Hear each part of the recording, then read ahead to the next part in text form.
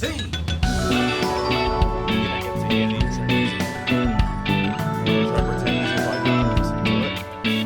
Oh yeah, the Butch! Woo!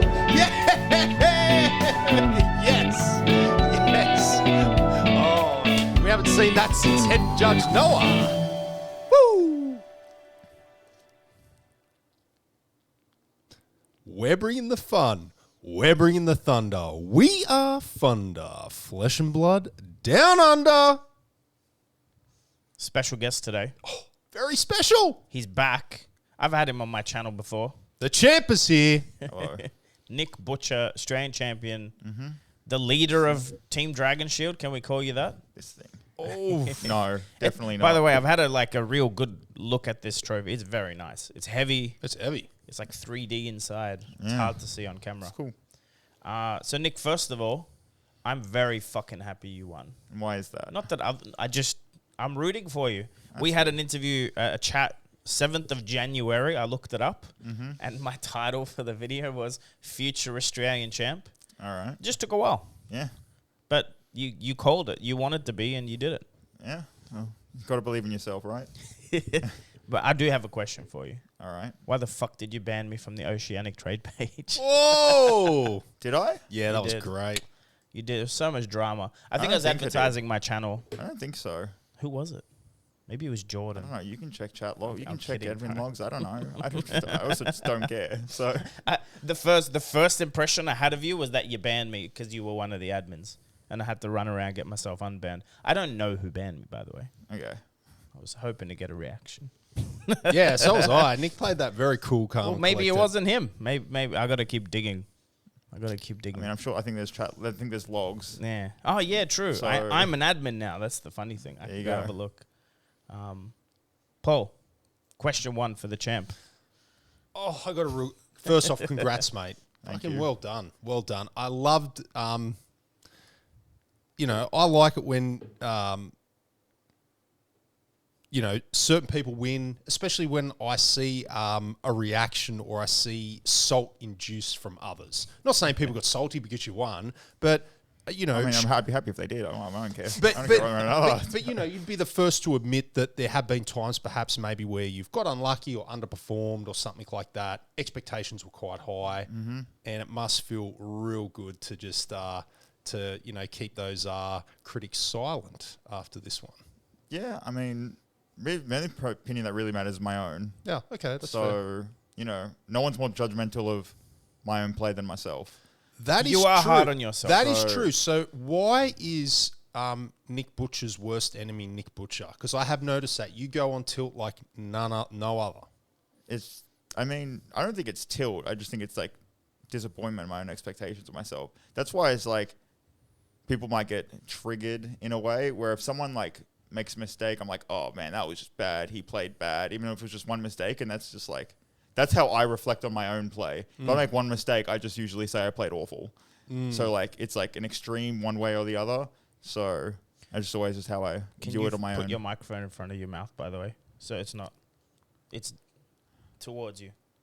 Your audio is low. My audio's low. Pointed at you. It's not. It's pointed at your nose. Point at your mouth. What about that? No, down. That. Aha. Is that better? Sorry, we're fixing it early. Sometimes we do the whole pod, and then someone's like, "Oh, their audio's low." Anyway, sorry. I think people hear that though sometimes and think that you're reflecting on them, because you'll be like, "Oh, I played awful, and that's why you won," and they're like, "Are you saying I'm bad?" But Oh, no, you're I wouldn't say that to you're bad. someone. No, Yeah, it's no. when people get that impression. I think. But do you get annoyed when someone clearly worse than you, like myself? Not that I've beaten you before. You're one of the few that I haven't beaten. But do you get annoyed when you know someone's clearly not as good as you at Flesh and Blood and they just get lucky and beat you? I mean, I don't think you can go into a card game and expect to always win. Like, if you accept that there's variance in anything. Like, if you lose at chess, then you can be a bit upset that you lost someone worse than you because that's just mono skill. But in a card game, you kind of just have to deal with it. Have you Move on. always been good at games? I don't know. I Like don't in know all what's games? Playing good. Well, you're a national champion, so you're good at Flesh and Blood. But like whether it's been a card game or I'm not too sure what other games, have you always had a proclivity to playing games and it's talent? I don't know. I just play. I don't really But you try have to be the best. I just play. But you have backgrounds in other games like Yu-Gi-Oh? Yeah, I and used stuff? to play like Yu-Gi-Oh a little bit, but like not. I didn't like grind out locals and test non-stop and all that kind of stuff like I would in Fab, but I did okay, I guess. For So the why lack of Fab playing. then? I don't know. I kind of just got into it when I played the first calling in Sydney where it was like 40 people. Welcome to Wraith Sealed. And I wasn't going to show up. I wanted to get a refund from GamesCube, but they wouldn't reply to my email because I just didn't know how to play. Yeah. I didn't get to play, and I just signed up because other people that I knew signed up. And then I'm just like, oh, whatever. If I'm going to lose my money, I might as well go to the event and just get my packs and hopefully get a good card in the packs. And ended up making the top 4. Whoa. Nice. Yeah. So you knew enough to play. Yeah. I just like used skills from Yu-Gi-Oh, and like so my deck was pretty broken in Sealed. I had like snatches, just like a couple of snatches in my deck where no one thought that card was good, but like coming from Yu-Gi-Oh, if a card draws you a card, it's pretty good. What hero were you on? I think it was Warrior. Okay. Because I only knew what the Warrior cards did, so I had to force it because I had no choice.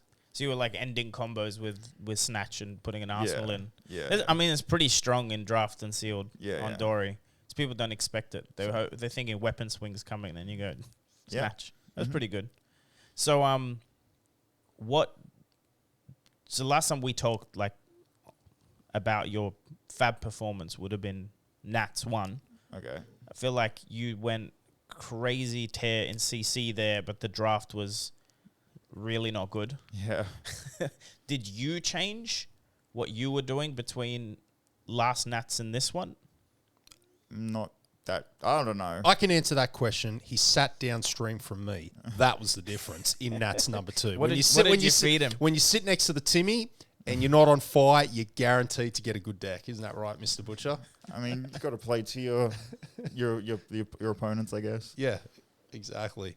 So talk us through what happened at Nats, all your rounds, like in a brief, like what happened. My first 3 rounds are pretty cruisy, I guess, and constructed. I had 2 feature matches, which was, I mean, people can watch those coincidentally. And then in the draft, I sat next to Paul to my right, and then to his right was a player who said he's never drafted before, so I just assumed that he was also going to force fly. So I just took the most powerful card in the pack that wasn't a fire card, which was an Icelander card, and then I got like a 4th pick Spellfire Cloak and a 5th pick Red 8th Ice Vein, so I just thought I was off to the races, and then I ended up just dominating the pod. None of my games were close in the pod. And then in the second pod, I also went Icelander because I don't know, I guess I just leaned into it just the way the first pack worked and my strategy when I draft my pick 1 pack 1.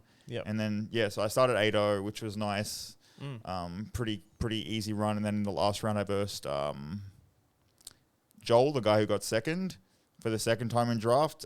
Nicest guy out there. Like, it's unfortunate that no one's gonna remember second place, but I'll remember him as like the nicest guy in all of Fab, to be honest. Like, you know, it is what it is. Is that Joel Gibbons? Yeah, he got second at Nationals. I remember it was a sick play. Like I have lethal because like he doesn't have enough Ash Wings to stop my combo, and then he Kylories me, attacks me. I'm like, okay, whatever, I'll just take it. He draws a card and he draws Red Dust up, and then he has the Arcane Barrier to screw me over, and then I just lost. But it was all good. I think I made top cut automatically at that point, and then day 2 came around. I lost all 3 of my games in Swiss in constructed, which was quite something. But then top cut came around. I didn't feel disheartened or anything. I just changed up my strategy that I would against Icelander, and then got a win there, fortunately. And then, my other 2 games were streamed, so you can watch those. Yeah, so it was Philip Mackay on Icelander, wasn't it? He beat you in Swiss. Yeah, you won when it mattered. Yeah, I don't know. I haven't really tested that much. And a lot of Icelander testing I did do was probably against people who hadn't played that many games of the deck, so it was kind of like fake testing, but I changed up my strategy in top cut and worked out a bit better. Do you think it was easy for you to shrug off those losses because you were already locked for top 8? Yeah, I think so. I think it's a lot better that way because there's no real pressure on me in that situation. So I thought it was all good. What were your 3 matches? What heroes did you pair into for those last 3 rounds in the Swiss? All wizards. So it was Kano who turned. He went first and open stir forked, and then he blind Kano'd when I only had 2 resources floating, blinded into Sonic Boom, and that Sonic Boom went into Lyson and Lava off the top, and then he Strider's Wildfire from Arsenal. So this was all just blind, and then all of a sudden I was just dead because he did everything blind off the top, and I just, yeah, it is what it is. And then I lost to 2 Icelander decks after that pretty convincingly, I'd say. So do you think Icelander's right up there, like really strong in the meta right now? Yeah, I didn't play Heart of Ice, which is obviously incorrect. So I was lucky. I kind of like got away with not having to run it that and then winning the helps event. against the Wizard matchup a lot, doesn't it? Yeah, because especially if the late defense reacts. Yeah. Yeah. Because you just force them to pick Mm-hmm. with it. Like you force when they have to play before you commit resources, right? That's the whole point. Yeah. That's sick. Mm-hmm. So, are you set on Oldham for Worlds? No, not at all. That's right. Yeah, we were talking about this before. Waiting for bans. Yeah. Maybe Crown gets banned in CC. I doubt it. I would like to see that though. I think that ban select that'd be my pick. If Bri gets Living Does it Legend. feel that strong? It's not about being strong. It's about like the identity of the deck revolves around Rampart and Crown of Seeds. And if you kill Stalagmite, that means they're less incentivized to play cards like Red Glacial Footsteps, which actually doesn't punish you at all because it's just 6 cards, 6 resources for 10 damage, and you can just Stalagmite anytime they want to fight back when you want to play that type of game plan. So if you can force Oldham to actually choose to have to play Rampart, then all of a sudden they're a bit less I don't see that dominant. happening. Yeah. Because it's also his like identity shield, isn't it? It's in the art. Yeah, but I don't know. I don't think law should affect the gameplay. No, I would agree. But I've never heard that take before. I trust you on it though. Yeah, So you're saying it would force Oldham into a certain play style that's... Yeah, it means you wouldn't have that much versatility. Because Stalagmite's crazy against Viserai and decks like that. Yeah. So... Yeah, it's a frostbite on demand. Yeah, really screws people. Well, 2 for the game length, yeah. So I lost to a Viz. I went to 26 health, turn 0. It was amazing. Mm-hmm. It was Dom. He's great. He's newish to the game. Yeah, I think I played him round 1. Yeah.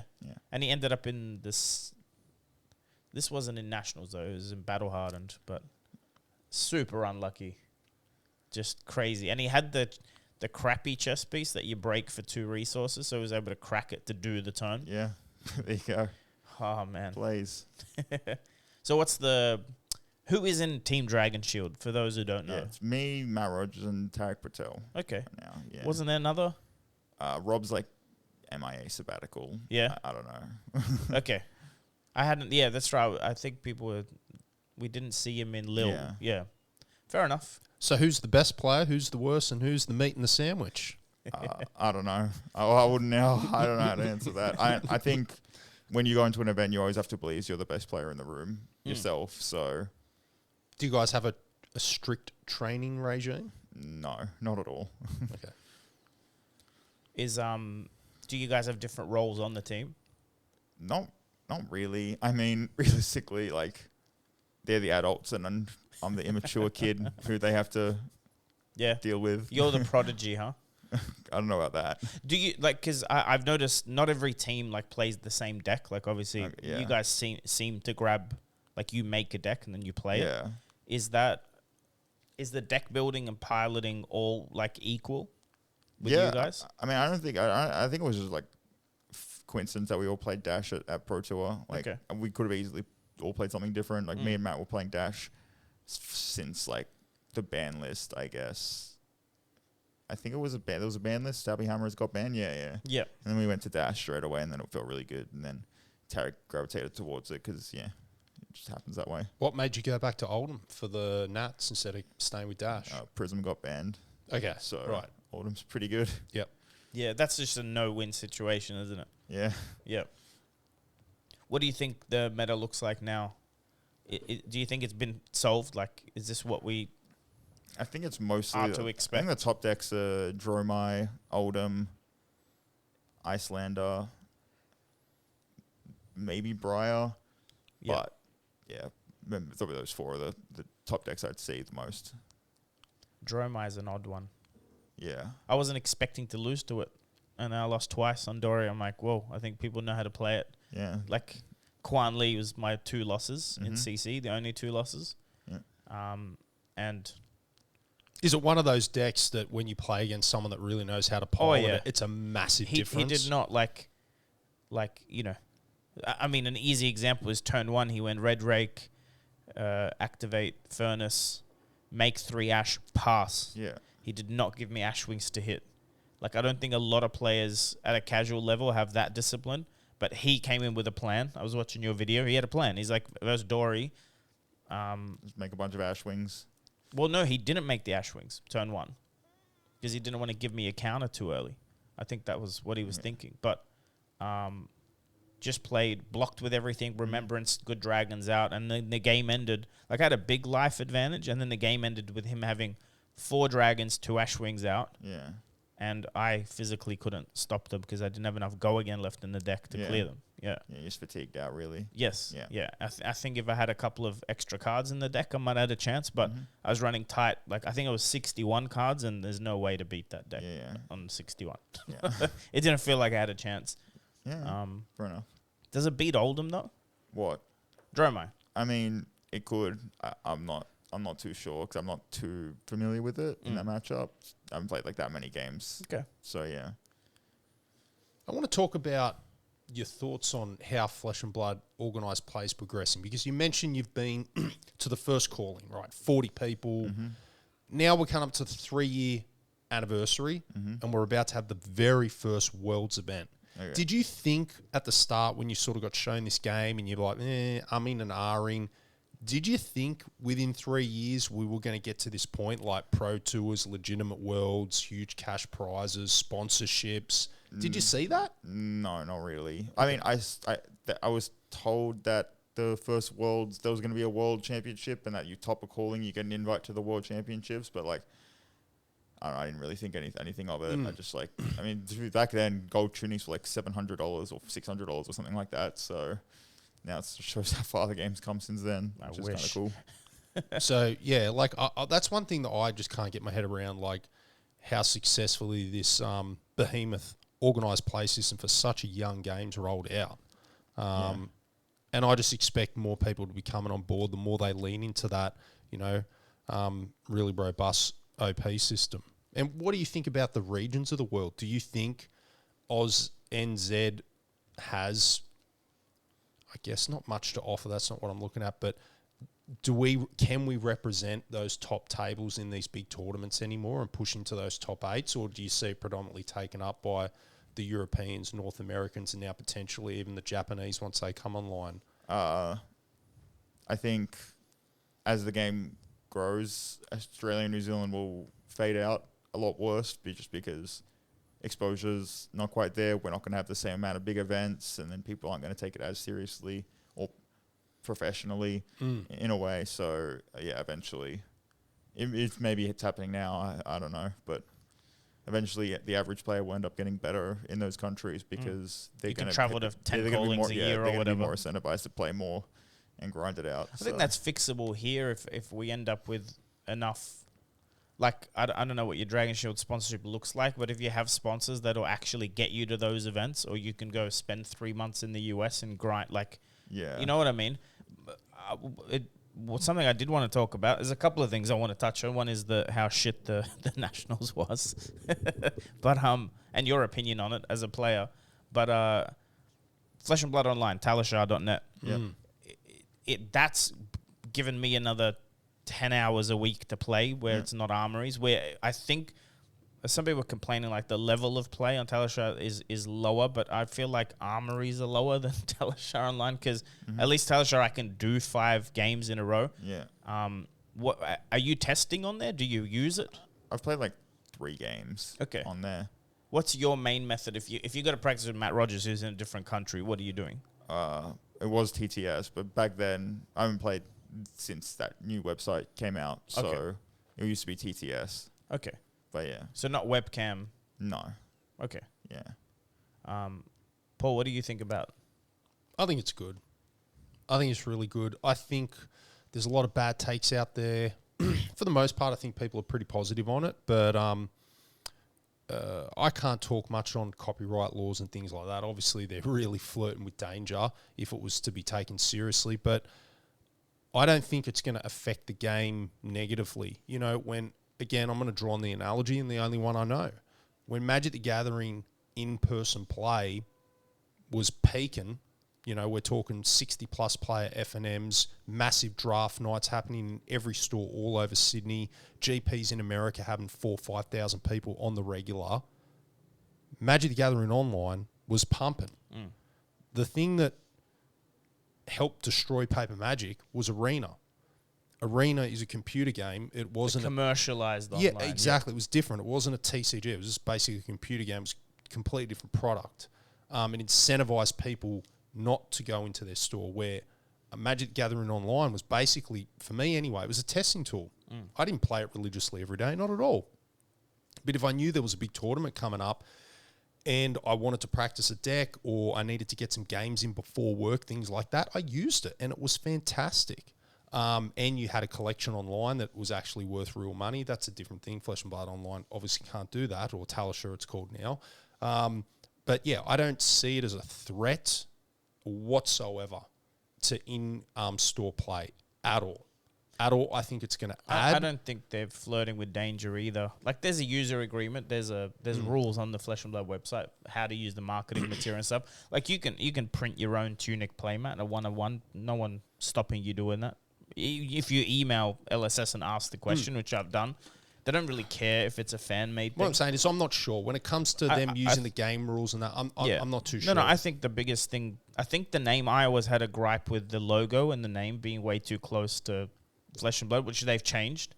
But the main thing is, the second they so they've got a Patreon, you're allowed to support them, but the second they monetize, like, because I asked him, I said, can you maybe make patron-only games so that I'm playing with people that are real?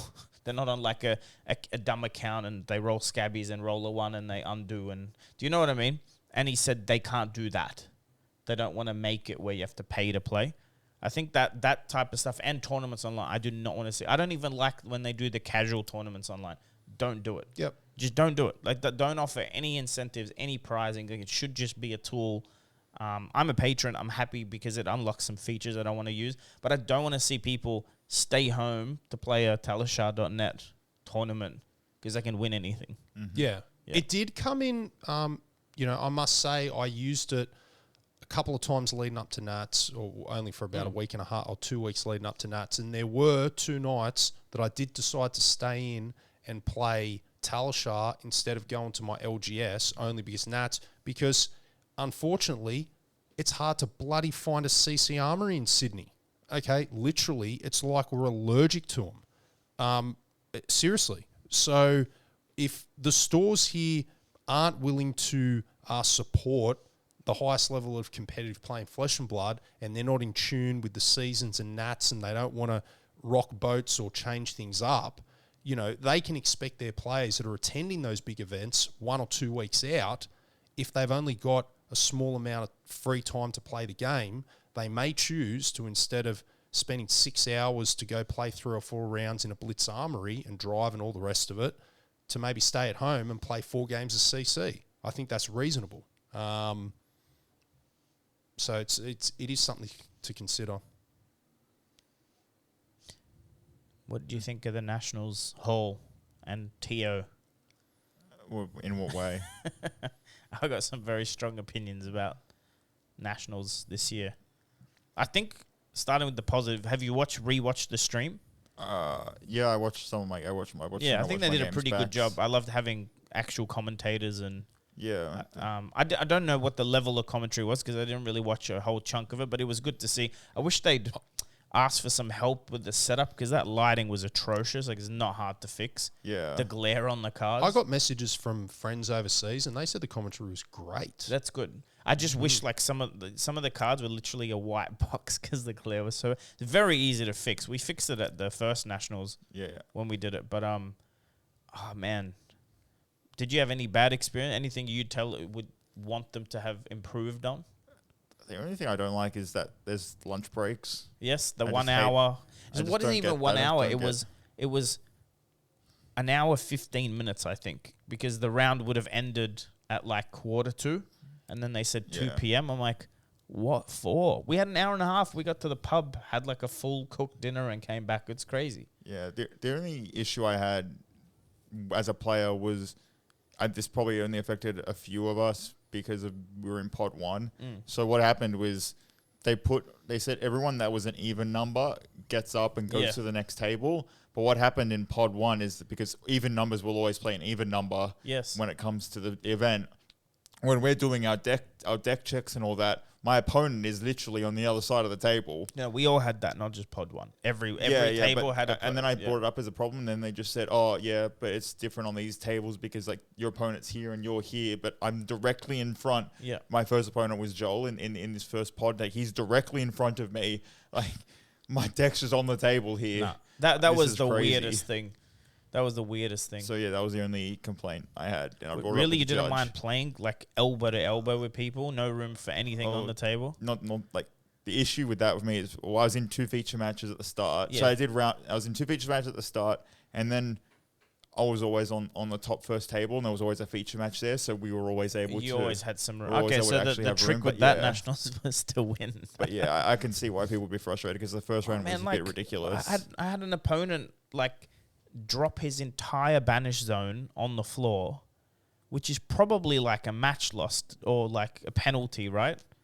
Like it's a problem. I didn't say anything. Obviously, it was Kwan. Like let him pick it up, but there was no room. Like you like have to write. And some my life pads were on the combat chain. Yeah, and some of these seriously, like, some gamers are like big boys. You know, like it's just not even. It's not fun. It was not fun. Definitely not. Especially because like there was definitely room there. Yeah, that's the problem. Well, there was room in the other room, and there was definitely room in the main hall instead of those big round tables. So just literally, they could have double the tables. We were using 3/4 of the space in the main room. Yeah, we could have. You know what it was? I'm not going to say it. They didn't hire enough bloody tables. But that's what it was. That's why you were squeezed in like sardines. 1/4 of the room wasn't even being used because they didn't have enough tables. Look, this is my take. I said this on my video today, if you've caught it. It's easy to point fingers. It's easy to go, LSS gave us this budget, or we didn't have enough time when we found out about the last chance qualifier, so we ran it 15 hours after announcing it. I find all that shit bullshit. If you're in leadership, you fucking go to Bunnings and get some tables, right? It's no problem. It shouldn't be a problem. There's warm iced coffee for sale. Like iced coffee in a can that's warm, not refrigerated. Like that's what he was selling at the front. Like you can't tell me you can't send an employee to 7-Eleven to get some ice, put in an esky, and sell cold drink. You can't. The tables more than likely are from the event hall, not hired because of the condition they were in. No tablecloths, so there's only 4 tablecloths. But that means they didn't know the count of the tables. Well, here's what I'm saying. You can point blame, but if you want to run a good event, you run a good event. There's things you do, and there's no way you don't make enough money to hire a few more tables or, this happened in New Zealand too. Like, they tried to run a charity auction in the middle of a fucking skirmish, right? The finals of that skirmish... or was it the Battle Hardened? Whichever one got played in someone's lounge room because they went over and got kicked out of the event, which is what nearly happened, right, on Sunday. Why? Why do you care about your stupid raffle auction? Like, run the event, no lunch breaks or short lunch breaks.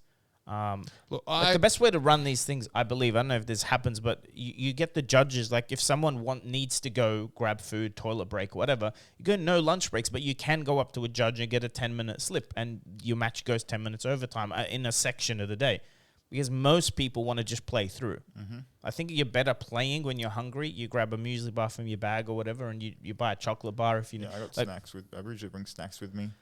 But why make the day go for 13 hours? Doesn't make sense. I could literally sit here and give you a dozen or more reasons why that Nationals missed the mark. Why don't you? You know, well, okay, let's go then. Let's go. But it's more than that. It's more the fact that I just want to start high level. I can drill into all the particulars, but seems to be a recurring theme with TOs in Flesh and Blood that they just don't know how to run events. I'm sorry, they don't. It's either they're new in the TO world, they're new in event management, or outright laziness or mediocrity. I don't know what it is. It's a mixture. But I played in so many big events in Magic, I'm telling you, and I've never seen such a shit show in the last 12 months I've seen in Flesh and Blood with these events. I'm telling you, I could name 4 or 5 stores around here that ran events 5 times as big as that better. I can tell you multiple TOs in this country. We had independent TOs, that used to run Magic events in RSLs, and they ran like clockwork. Yep. Absolute clockwork.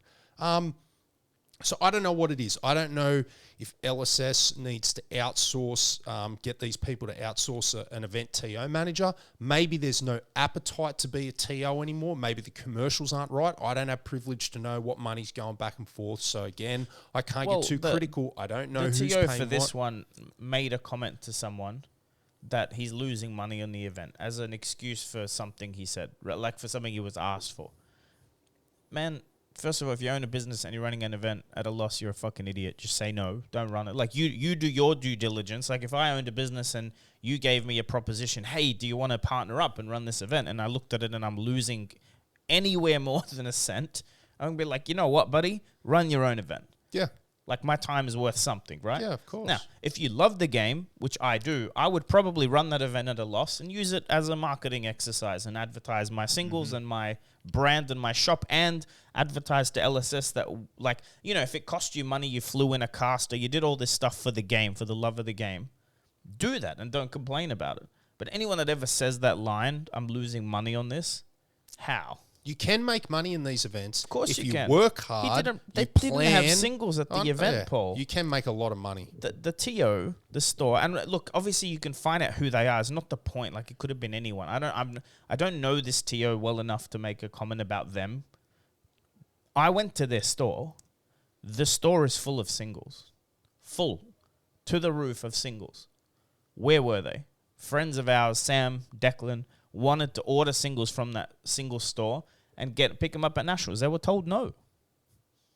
How? Like, how are you saying no to business and then losing money on the event? Or how, like, I don't know, man. They had the table, you could become a vendor, whatever. They wanted to charge for it, which is insane because it's like a 90-person event.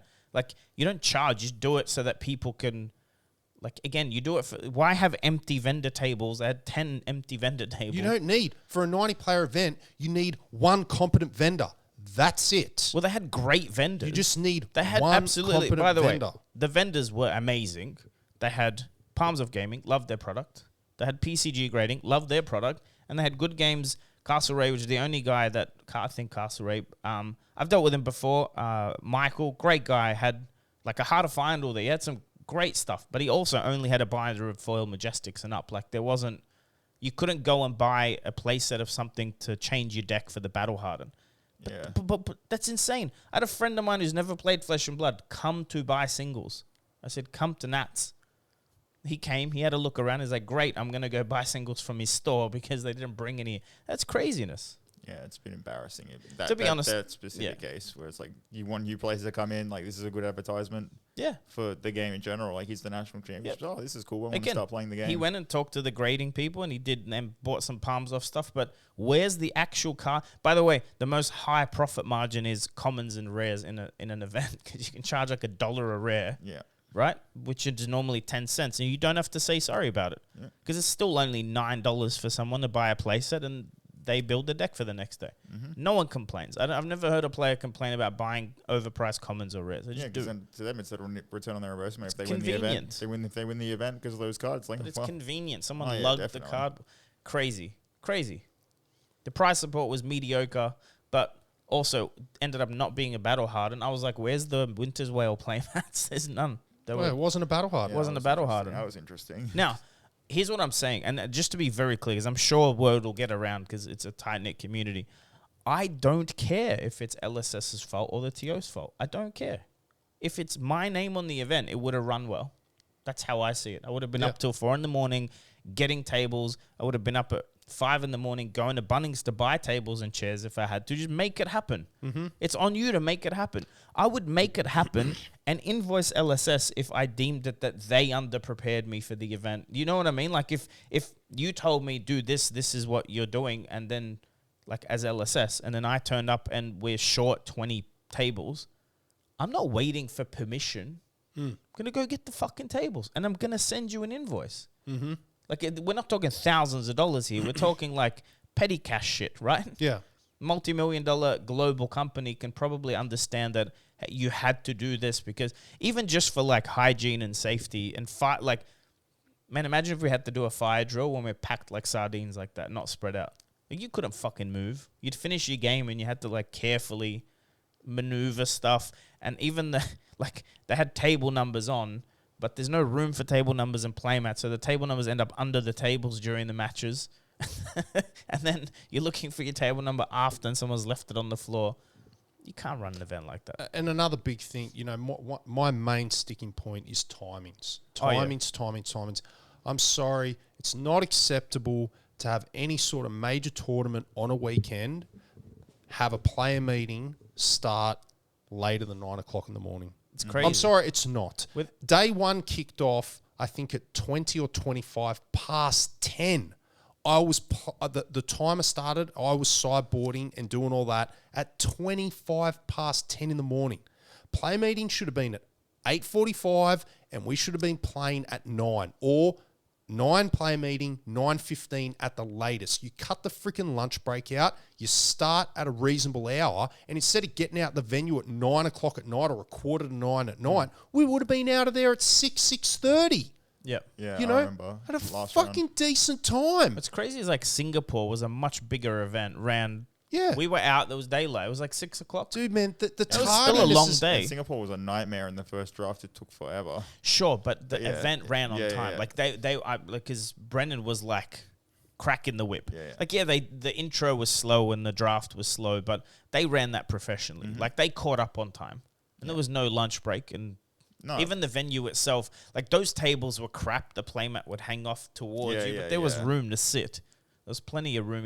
I don't know. It just seems like there's no hustle in the TOs. There just doesn't Yeah, seem if to you be. care, There's it no would happen. sense of urgency to actually make these things feel like they're meant to be an event. I can tell you right now, I could go to an event management company that's never even heard of a TCG game in their life. They could do it better. And they could do it better than these Because you little can give them small... the measurables. You can go, we need rounds take 55 minutes, so you got an hour run and 5 minutes per round, and they'd calculate, Oh. crap, that's a 9-hour day. We got to start at 9 to make it finish And they on would time. get a Gantt chart going of when Yeah. they need the venue locked in, when they need to have people, or they would have all that sorted out. It's just event management 101. It's not that bloody complicated. But even like the These- simple stuff, those toilets are not made for 90 people. I just those don't. toilets were Right? worse. They were Yeah, terrible. no. But like, this is stuff that's important. And again, before anyone goes, yeah, but the TO said that LSS only gave them so much budget.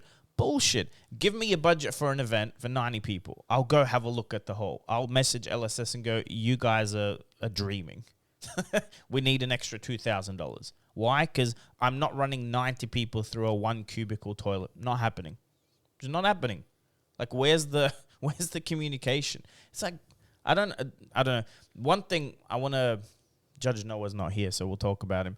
Do you think too much, because the judges play a part in running the event. There's also that, I believe. I think there was a sufficient No. number of judges. That's not what I'm saying. Do you think, because I've noticed this a little bit, even at bigger events, do you think that TOs are putting a little bit too much work on the judges to run the event instead of them running the event? Yes, I was about to say that. There seems Because I to feel be, like I see yes. Noah having to deal with these Correct. ancillary problems, because the TO said that odd table moves to odd number seat, and I asked Noah, he's like, I have no idea why we're doing that, but he did it. But then he can't run the event as a judge and run the draft as a judge properly. The judges did a great job. In my mind, of just experience I've had going to tournaments for many years, big tournaments, a well-run event at that size could have literally had half the amount of judges, 100%, half the amount of judges, but those 3 or 4 people would switch from being judges into like hands and feet for the TO. Yep. They would be running match slips. They would be setting up tables, moving tables, getting there at 6 in the morning, making sure everything's squared away, doing timekeeping. They would be the ones. They would be the ones making sure everything is humming along. Like you said, the judges are there to facilitate other issues and things like that. I think they definitely could have got away with half the amount of judges, but they needed more support staff. Wasn't there only like 5 judges? Yeah, I don't think you needed that many. Yeah, though. I don't think you needed 5. I think there was like maybe six. I thought there was like 6 or 7 judges. You don't need that many for a 90-player event. Yeah, I don't think so. Not I think at all. Well, you three's do when fine. it's 2 events and side events running, right? But there wasn't that much of that at the end, like day 2. But Yeah. With the thing is, like, with day 2, the battle hardened, whatever it's Started called, so I don't know late. what it's. It started, which I thought was, it started like 2 hours after the main event started, and I think what was the reason was because they wanted people To who be able to didn't do drop well and play. to drop and play it. But in any event I've played, Doesn't like make any it doesn't matter if sense. it's Yu-Gi-Oh or not. You decide the day Literally, before. The main day 2 event would actually start before day 2 started for Yes. the main event because you don't get a choice. If you're playing day 2, you're playing day 2. Correct. That is it. There Yeah. is no, you don't get a Correct. choice. It actually starts at 9, and then the main event would start at 10. That's how I usually You know what? see Correct, things. correct, things correct. This happen. is what I think. I think it was to maximize profits. But Yeah. 100%. Yes, because he won. 100%. But he did that for the. I'm not saying it's anyone's fault. I'm just saying that's just how I No, saw that you event. saw it Yeah. correctly. Originally, the battle Hyden was meant to start at some 1 or 2 o'clock. Yep. And I had a long email exchange with the TO about 5 weeks ago. Okay. And I said, this is ridiculous. Heaps of people have booked flights, right, from Sydney or other parts of the country, assuming that your battle harden was going to start at 9 or 10 in the morning. How are they going to fly home that night if a 6 or 7 round battle harden's starting at 1 or 2 in the afternoon? Not going to happen. What, are they going to take an extra day off work and book another night accommodation? And he gave me all these reasons. And I'm sorry, mate, it didn't fly with me at all. It was just all about profit. Then a lot of people must have got on his back about it, or something happened, or the venue was going to take the keys off him. I don't know. So he pushed the time forward to 11. But it still was silly because you had all these people going, do we play round 1 or 2? Do we drop? Are we live Yep. for cash? You don't give people a Yeah, but choice. do you know what start them happened at the round same 1 at time. Battle Hardened? I'm sitting down. My opponent's Matthew Clark, who's know. actually on the feature table. I know. Next to me has no opponent who's in the Yeah. day, and the third table. So there's I think there was 5 or 6 of us that got buys, which for a competitive event is stupid to have round 1 buys for 5 people because the breakers in Fab are already a bit weird, right? But we got free wins for nothing You would've- because I think Matthew Clark ended up top 8ing. Yeah. So But you just he was, if he considered- lost his first round, Yeah, he just went like submarine in the battle hardened, which I yeah, thought was hilarious. but that shouldn't let us play our event. Like we Yeah. don't, you don't need these free wins at the start. It doesn't Yeah. help anyone's elo. Like it's not accurate representation of what happened. All those like 6 free wins round And if 1. they started the battle harden on time, then the hall would have got packed down in a reasonable hour. Yes. They would have been able to hand back the keys. The judges would have got home earlier. Players would have got home earlier. Like, it's... Look, this is what I think. Again, back to high level because just so everyone's clear, I am personally, and I don't think you are or any of us. I don't. It's not an attack on it. Like it's our nationals. Yeah, it's just And- inexperience. I think a big part of this goes back onto LSS. Like, I think it's not hard to write a minimum requirement for an event. We require like square meterage, size of tables. If you really want to get down to it, start time, end time. Do you understand what I mean? Like whether you're allowed to have CC 3 rounds draft when Singapore was 4 rounds of CC, 1 draft. Do you know what I mean? Like that. I think it's on LSS to say more because then you can say, Mr. TO, you failed. But I think if you're a little bit too loose on the requirements and you're letting them choose a little bit too much, then some people might cash grab, but other people with no experience will just do their best, which ends up failing. It's not getting vetted because he advertised a battle harden on the No, LSS that's website what and it I'm- wasn't even a battle harden. That's what I'm trying to say. Well, It's not about vetting. You know? If you go listen, my understanding is if I'm a shop and I get an email from LSS going, would you like to run our nationals? It's a pretty big pat on the back, right? It's like a big opportunity because one store runs nationals. Everyone gets a skirmish, maybe a pro quest. RTNs are harder to get. Callings are much harder to get. And then nationals would be the hardest after a calling or before a calling. Like, it's right up there. That's my point. It should be LSS going, here's your brief. If you're going to run the event, this is what you need to adhere to. Here's a guide. Mm-hmm. No offense. Why was our Nats given to a store when we have a TO that's starting to get experience, that ran, for the most part, successful calling in Sydney? Why weren't they given nationals? LPG. Yeah, but you're assuming they want to run an event.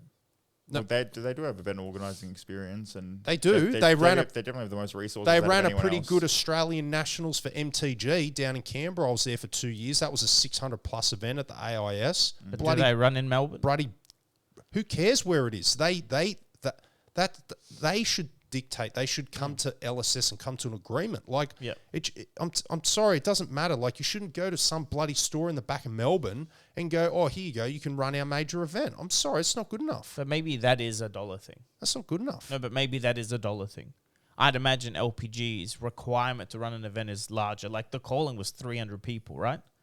Maybe LPG don't do an event with 90 people without enough. Like, do you understand what I mean? If they're only going to sell 90 tickets. Well, then get creative. Make it a spectacle. Have drafts, on-demand drafts kicking off, at 9 o'clock in the morning. It's not hard to make money when you It's not hard. By the way, it's not hard to get a lot more than 90 people in the door. Yeah.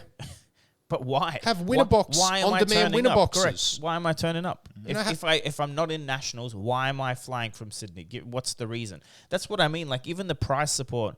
Okay, they didn't get a battle hardened. I'd be questioning it, going, no, we want like double battle hardened support. I want to run a blitz battle hardened and a CC. Like, I'd be pushing to make money. If I wanted to make money, that's what you'd be pushing. Can I run a skirmish as well? Can we make it a 3-day event, Friday, Saturday, Sunday? You try. Run a cosplay contest. I feel like you could do whatever the fuck you wanted if you presented it correctly. Yeah. Like, why would LSS say no? Actually, and we talked about this.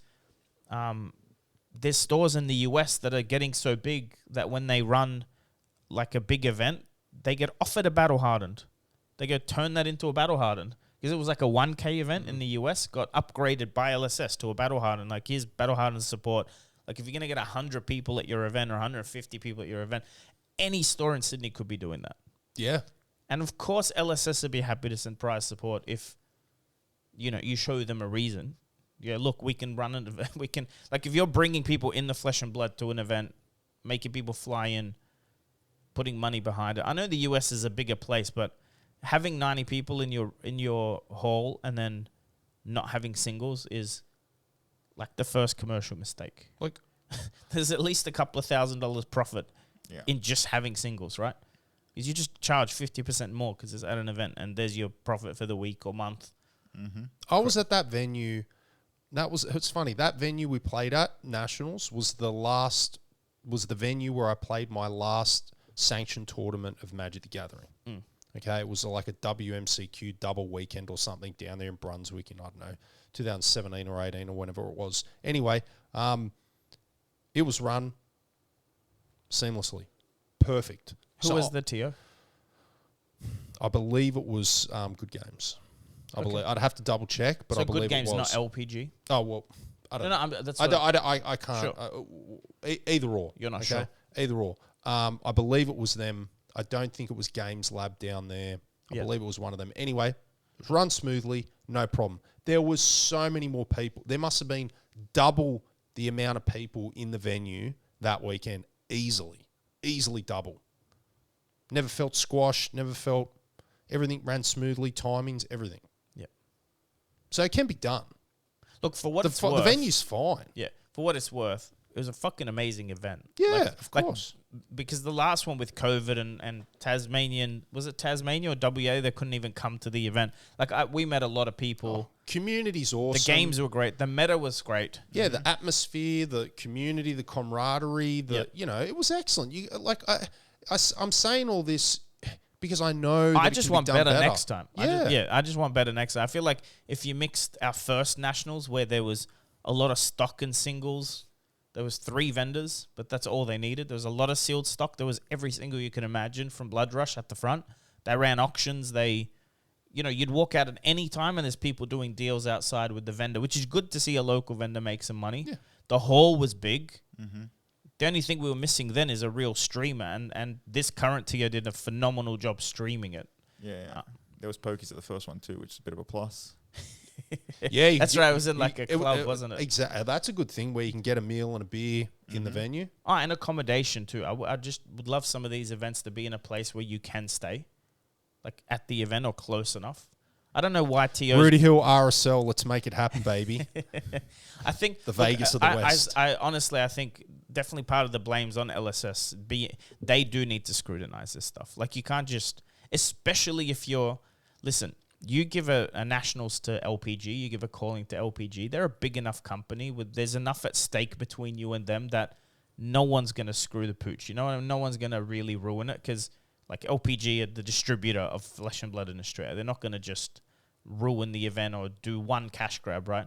But if you're getting a store, like you're dealing with an owner of a store to run an event, I feel like one employee from LSS jumping on a plane or them having someone representing LSS on the ground is quite important. I'd be happy to do it, but it's not that hard to send one person, make sure the event runs. Send a judge. Send like someone from LSS to be the head judge at the event, make sure it runs well, but also having that presence, I think changes things. You know what I mean? How was Lil run? In what way? Like, timings, all the good. stuff we're talking about. Like I think it was very That good. was good. Yeah, the way they ran table the draft, configurations. like when a table would stuff up, the head judge would keep going. A side judge would go stand at the table, arm raised, and do the count for that table. And then the head judge would slow roll a little bit till they caught up. Because there were a lot of interruptions in Lil, if you remember, like a lot of tables for whatever reason. What I'm finding confusing, and maybe we'll move topics soon off this crap, but why are there rules about this stuff, and then they're not being enforced? Like looking around, like talking during the draft. Like there was a table that stuffed up at Nationals, and suddenly everyone started talking. I'm like, and no, but some pods were talking about, oh, you're on Dromai, right? That kind of conversation. I'm like, My conversation. I started talking during that draft. We were in that draft. You weren't in that draft pod. No, I was in the one. Okay, down. yeah. In the second one, I was just like, oh, because at this point it was like 5 o'clock. yes, And I was like, oh my God, it's going to take like 15 minutes. Yeah. Fuck me dead. And I'm just dead, just dying, waiting for the draft to happen. Because, yeah. I don't know, like, I don't want to see someone DQ'd for talking, but seriously, the amount of looking around and talking in these drafts is insane. Yeah, I my pods didn't were good. I- My pods was were good. My pods were Yeah, pretty serious. I didn't see it in my two pods. That's good. Maybe you're better pods than I. That's a very good possibility. Hey, Whoa. how did you go at Pro Tour again? How'd you go at nationals? Whoa, Terrible. whoa. Absolutely How terrible. did you go at nationals? Actually, Man, I don't know. so What- I I'm thought trying to Dory was remember. going to kick ass. He came off a heater in Lille. I was expecting you to come there and carve some people up with Dawnblade. Yeah, but like, look, Stick it it's to 'em. easy to blame luck, but How? honestly, Quan Lee was my round one in CC. Schooled me on Dromai. Like, it wasn't even close. And then So who's Quan Lee? Quan is a very accomplished player in Melbourne. Like, if you look at the XP, he's right up there. He plays, I think, with Luke and Lee Fletcher. Okay. 4-digit ID. OG, yep. Yeah. Very, very good player. Man, I can't remember what my other two matchups, but I only won one in CC, and then I 0-3'd the draft or something. It's just terrible. It happens. 03 the draft. What did you draft? You forced Draft Dromai, one- didn't you? No, draft one was Phi. I misplayed one match where I should have won. Like, I had lethal. No, sorry, I was on Dromai. I was on... Just as I thought. I didn't force it. I didn't? never force. That's the thing I never force. I will play any one of the three. Phi is just the most rarely open. Like, it's rare that you get a signal that Phi is open. If I see, like, if I get a heat wave pick 2, I'm going Phi. Like, I go, okay, I'll go Phi. Because I do think it's the strongest deck or the easiest one to get a good result with. But I'll play whatever comes. But usually Dromai's open. Icelander, I think people jump on it when they see, like, if you see the chess piece early, you just go, all right, easy, because it's such a strong deck, especially with that particular card. Like, it's a win con at the end of the game sometimes. But I, in my opinion, I don't know. Do you feel like there's a strongest deck in the format, or it's Nah, not that simple? I've said this a few times where 3 heroes don't work for me in draft, because what happens is people will just try their hardest to be the one of the 2 Dromais or the 2 Phais or the 2 Icelanders. So people are going to be like, yep, I'm going to force this Dromai card.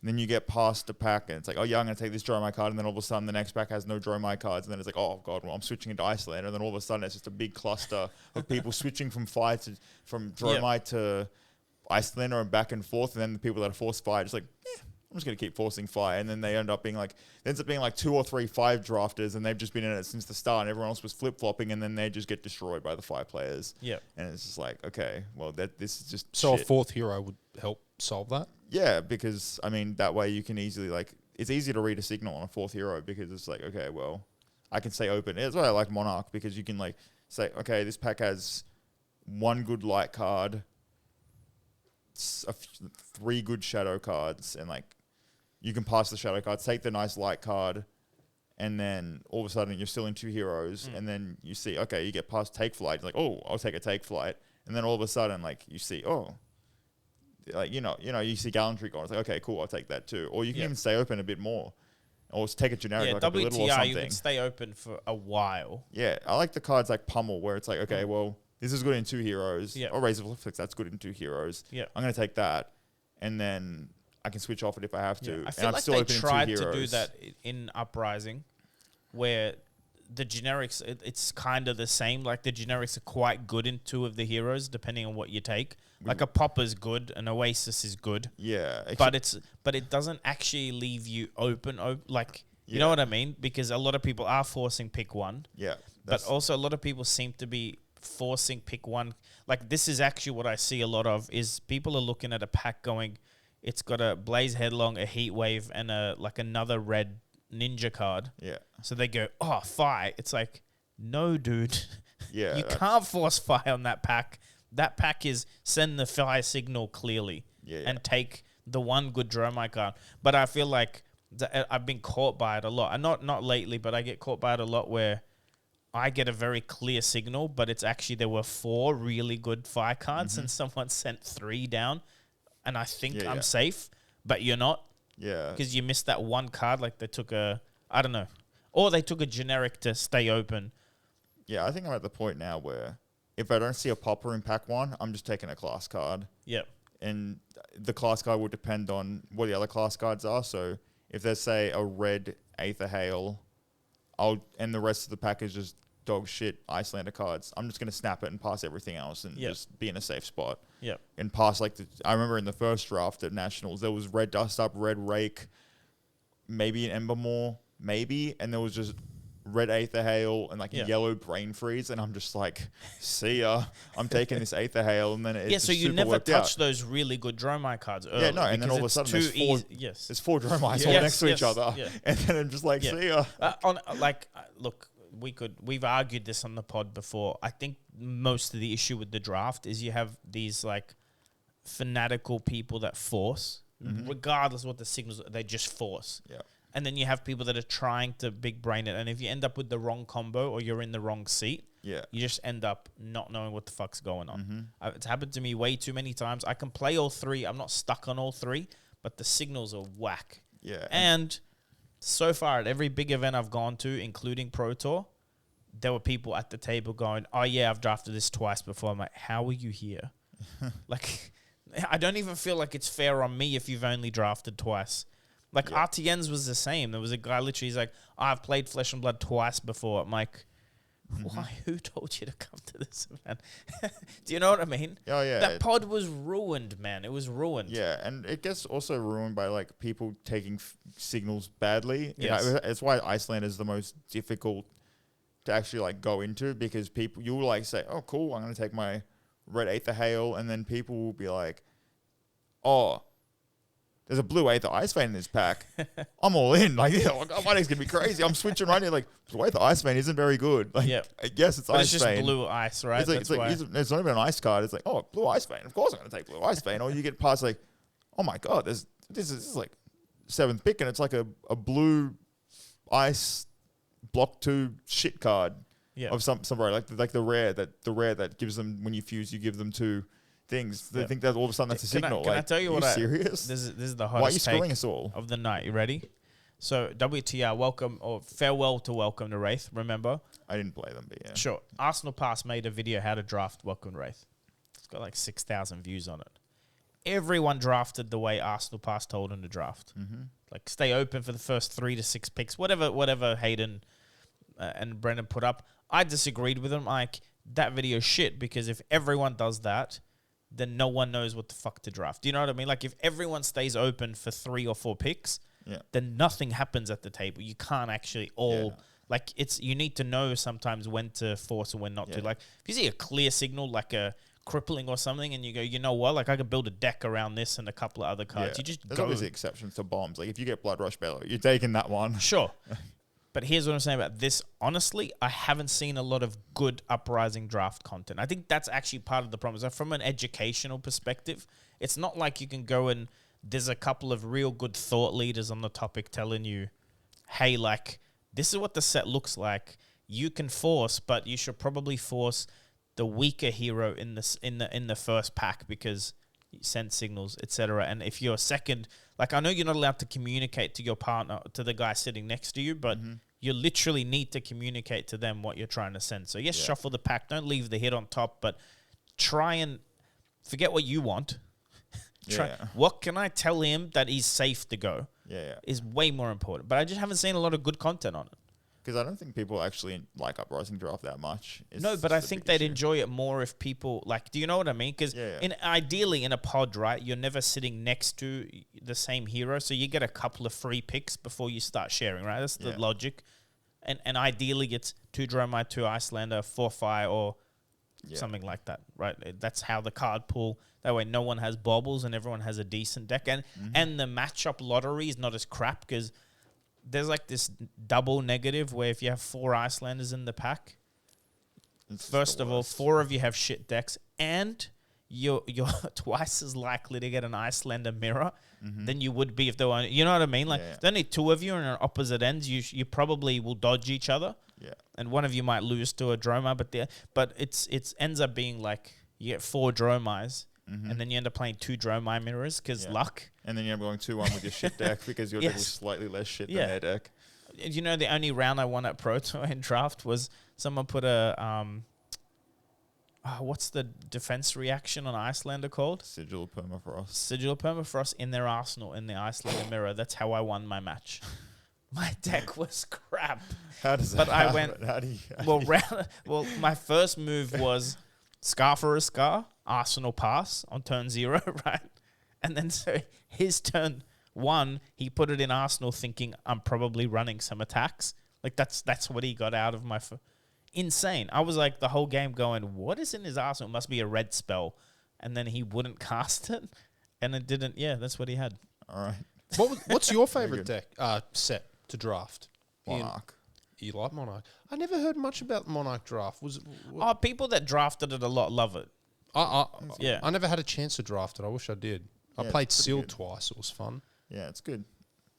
Can't remember that much about it. But having I did draft a bit of Tails. I didn't like the 3 heroes, but also the double talent. I feel like Monarch is a bit more easy to understand because it's like Shadow Light leaves you open, so you can go Shadow early but stay open. Yeah, or you can take like a Red Brandish or a Red Belittle or a Minnowism, and then as those are your strong early picks because they're good in everything. Yeah, and then just quite. I did draft a chunk of WTR, and that was fun for the same reason. You could really there was a lot of things you could do. You go Warrior with attack actions, and you can, there was not much chaff in those sets. No. You'd think, yellow Raging Onslaught. Yeah. Yellow Raging Onslaught. Why would I ever take that? But no, it's a first pick card in WTR. It's just like blocks 3, 6 power. It's a yellow, turns on Anathos. It's good in a lot of things. And then in Uprising Draft, it's like here's my yellow brain freeze. Hope Yeah, you enjoy. The yellow wizard cards are the ones that do my head in the most. Yeah. Especially towards the, like what normally is happening when there's like you're on pick 10 or 11 is all that's left is yellow wizard Yeah, and you can cards. just have boxes that are just full of yellow wizard cards. Yes. Like, and just have a very poor amount of reds. Like, you could just have like, I think one of the drafts, it was like there was like 6 red Icelander cards in the whole box. So and then it was like yellow Aether Hails and Ice Bolts and Well, you know like, what, this Pro is just Tour, terrible. I don't know if you've heard this. I don't know if it didn't get publicized much, but you know they didn't do per box, like tables didn't get a box of Uprising because they pre-packed everything. A couple of the top players realized that there's no way what they're seeing is from one box because they've studied, like, you know, they know what the average is. Like there was a table like 11 invokes, which just shouldn't happen. Yeah. And it seemed like all those pre-packed envelopes were randomized, which is terrible for draft. Yeah. So you had tables with just a stupid amount of, like, way too many blue wizard cards and tables with way too little. They changed it for day 2, but a lot of people were complaining day 1. Yeah. And I got destroyed day 1 in draft, so maybe that's why. Yeah. Do you think would you like to see 3 draft sets a year instead of 2? I don't As a pro, like you know, a pro player. I'm not a pro player. It says it on your shirt. You can't deny it. Yeah, like would you prefer to see 3 draft? Do you find it gets stale? Like having 6 months of one set to drafts gets a bit stale? I mean, if Pro Tour in 2023 is Uprising draft, that's where it's a bit of a joke because it's just so long. But if they say, okay, well, the first Pro Tour of a year is all CC or CC Blitz, it's like, it doesn't really matter that much. Because like you don't have to play draft if you don't have to. Like it doesn't really matter that much. I think moving forward though, probably a lot of these Pro Tours will have draft in them. Then you need to have you need to have a new draft set for every Pro Tour / Worlds. Yep. Well, at that rate. So next year's already sorted for that because there's 2 draft sets next year. And when is the next draftable set? Next year. After the Pro Tour? Q1. After the Pro Tour? When's Pro Tour next year? Well, I don't know. Yeah, that's the point. So we get Dynasty in November. What's so that means there'll be what's one 4 Pro months Tour after that will have November? the same set March? twice. What do you mean? Well, there'll be...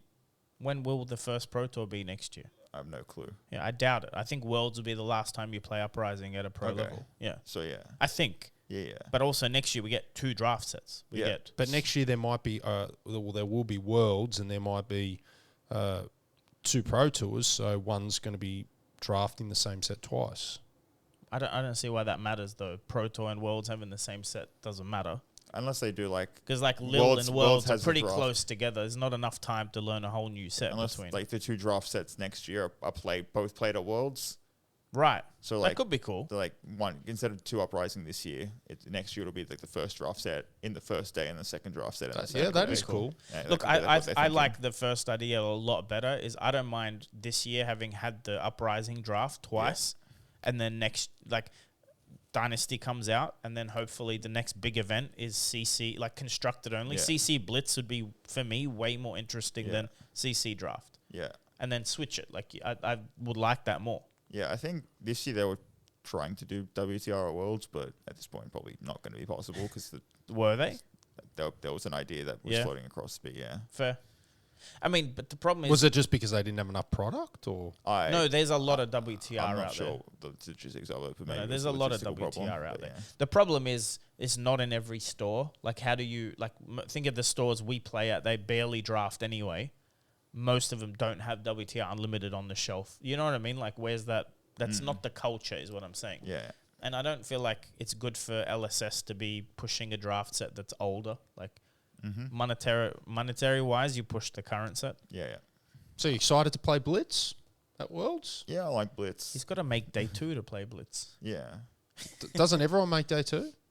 I think you do. Yeah? I think so. Is that how or is there a Worlds cut to day 2? I'm not sure. I think it's cool. Yeah, I like Blitz, so I'm the first person to say that I actually like that. Yeah, I like Blitz as well. So what's your thoughts on the meta? Not sure because there's a ban list, but Yeah. you know we'll see what happens in a Blitz ban list. I think Bry will be living legend by the next ban list scheduled one. So I Really? think there's So you gonna don't have to- think there'll be Brian Worlds? I don't think so. But also that just changes a lot of stuff because aggro decks are just severely underpowered without Rosetta Thorn, which creates an even bigger Yes. problem. So they need to. Yeah, Viz wouldn't be nearly as strong. Yeah, no, hey? it's unplayable. Yeah. Well, So, yeah, maybe they need but to- see, all of that I don't think matters. It will matter for Worlds, but I think that's the most Yeah. exciting thing about Dynasty is it's got a huge card pool, Yeah. and they'd be looking at when they designed it, whatever 6 months ago, a year ago, when they would have finalized it, they would have been looking at Yeah. Rosetta and other things, and I can't wait to see what they got in there. Yeah. 270 odd cards, 200. That's crazy. Yeah. It's big. It's big as Monarch, basically. Yeah. It's cool. Yeah. But I think, if the Pry gets banned, I think it's a bit of an issue. They 'Cause need of to Rosetta. They need to change a lot of. They need to either unban Ball Lightning to make aggro more playable and stuff like Lexi, or make Viserai playable again by bringing back Blood Sheath. Just because I think you do need some kind of Rune Blade Yeah, I think it I'd expect that reasonable. though. I think I'd expect because Viz like Bloodsheath was sort of designed around Sonata, Ben right? Sonata unbanned Blood Sheath, so there's some different kinds of ways Without to the play. weapon, do you think it's not okay to have both unbanned? No, Still too it strong. doesn't matter what weapon you play. That combination's ridiculous. Yeah, I think some of those Viz combos are still ridiculous. Like me going to 26 turn zeros, and it's not Kano. Like at least Kano starts on 30, and he can off the top just outluck you. Yeah, But I don't know how Viz gets to do that. yeah, But there's no deck in the game that can put you at 26. None of the aggro decks can put you at 26. yeah, Like with no arsenal. yeah. Do you know what I mean? It It's is what so it is. stupid. Yeah, but I think it's still No a card you tunic, need no to play. arsenal. I think Rune Blade's a pivotal part of the game now. So if and it's all based around Rosetta Thorn, so it's a bit of an issue if they get banned. Yeah. Just hopefully they move away from this type of design space.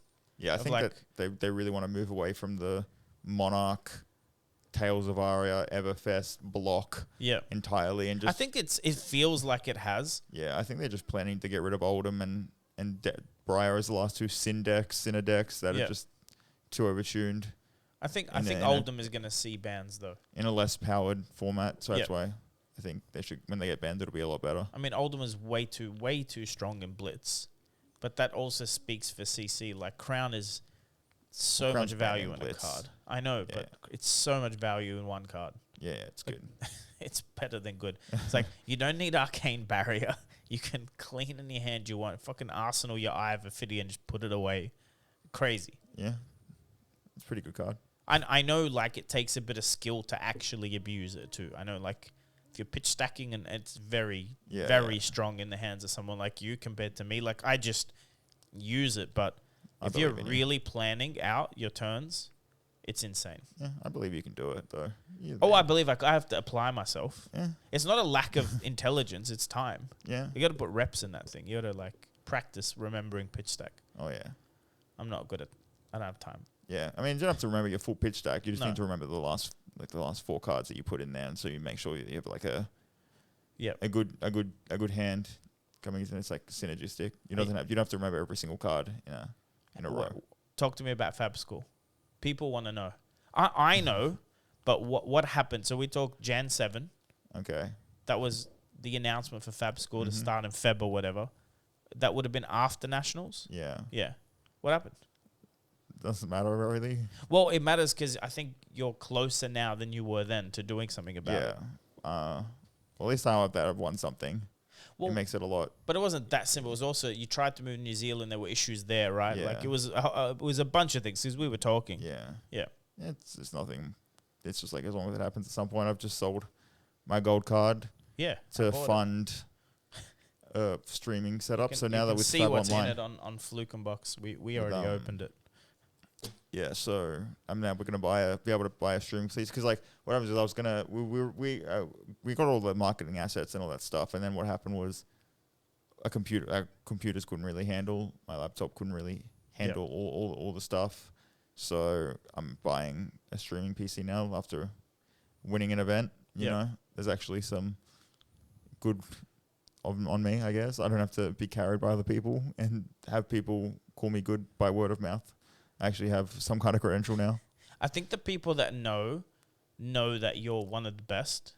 Like anyone that plays at a high level that's played against you know you're good. The problem with, like you said, card games is there's variance. Like, you can be the best player in the world and have a bad day, and it can sometimes have very little to do with you misplaying and luck. Yeah. People only care about the person who comes first is the sad reality of it, and it's not always indicative of like I think results. People remember No, Fino that, Black, though. I think that'll change long term in Yes. Fab. Yeah, 5-6 years time, I'm it'll be starting to consistency. notice top How eights. many top 8s have you Yeah. got in call-ins? How many top 8s in Pro Tools have you got? How many Nats? Like, that will matter the longer the game goes on.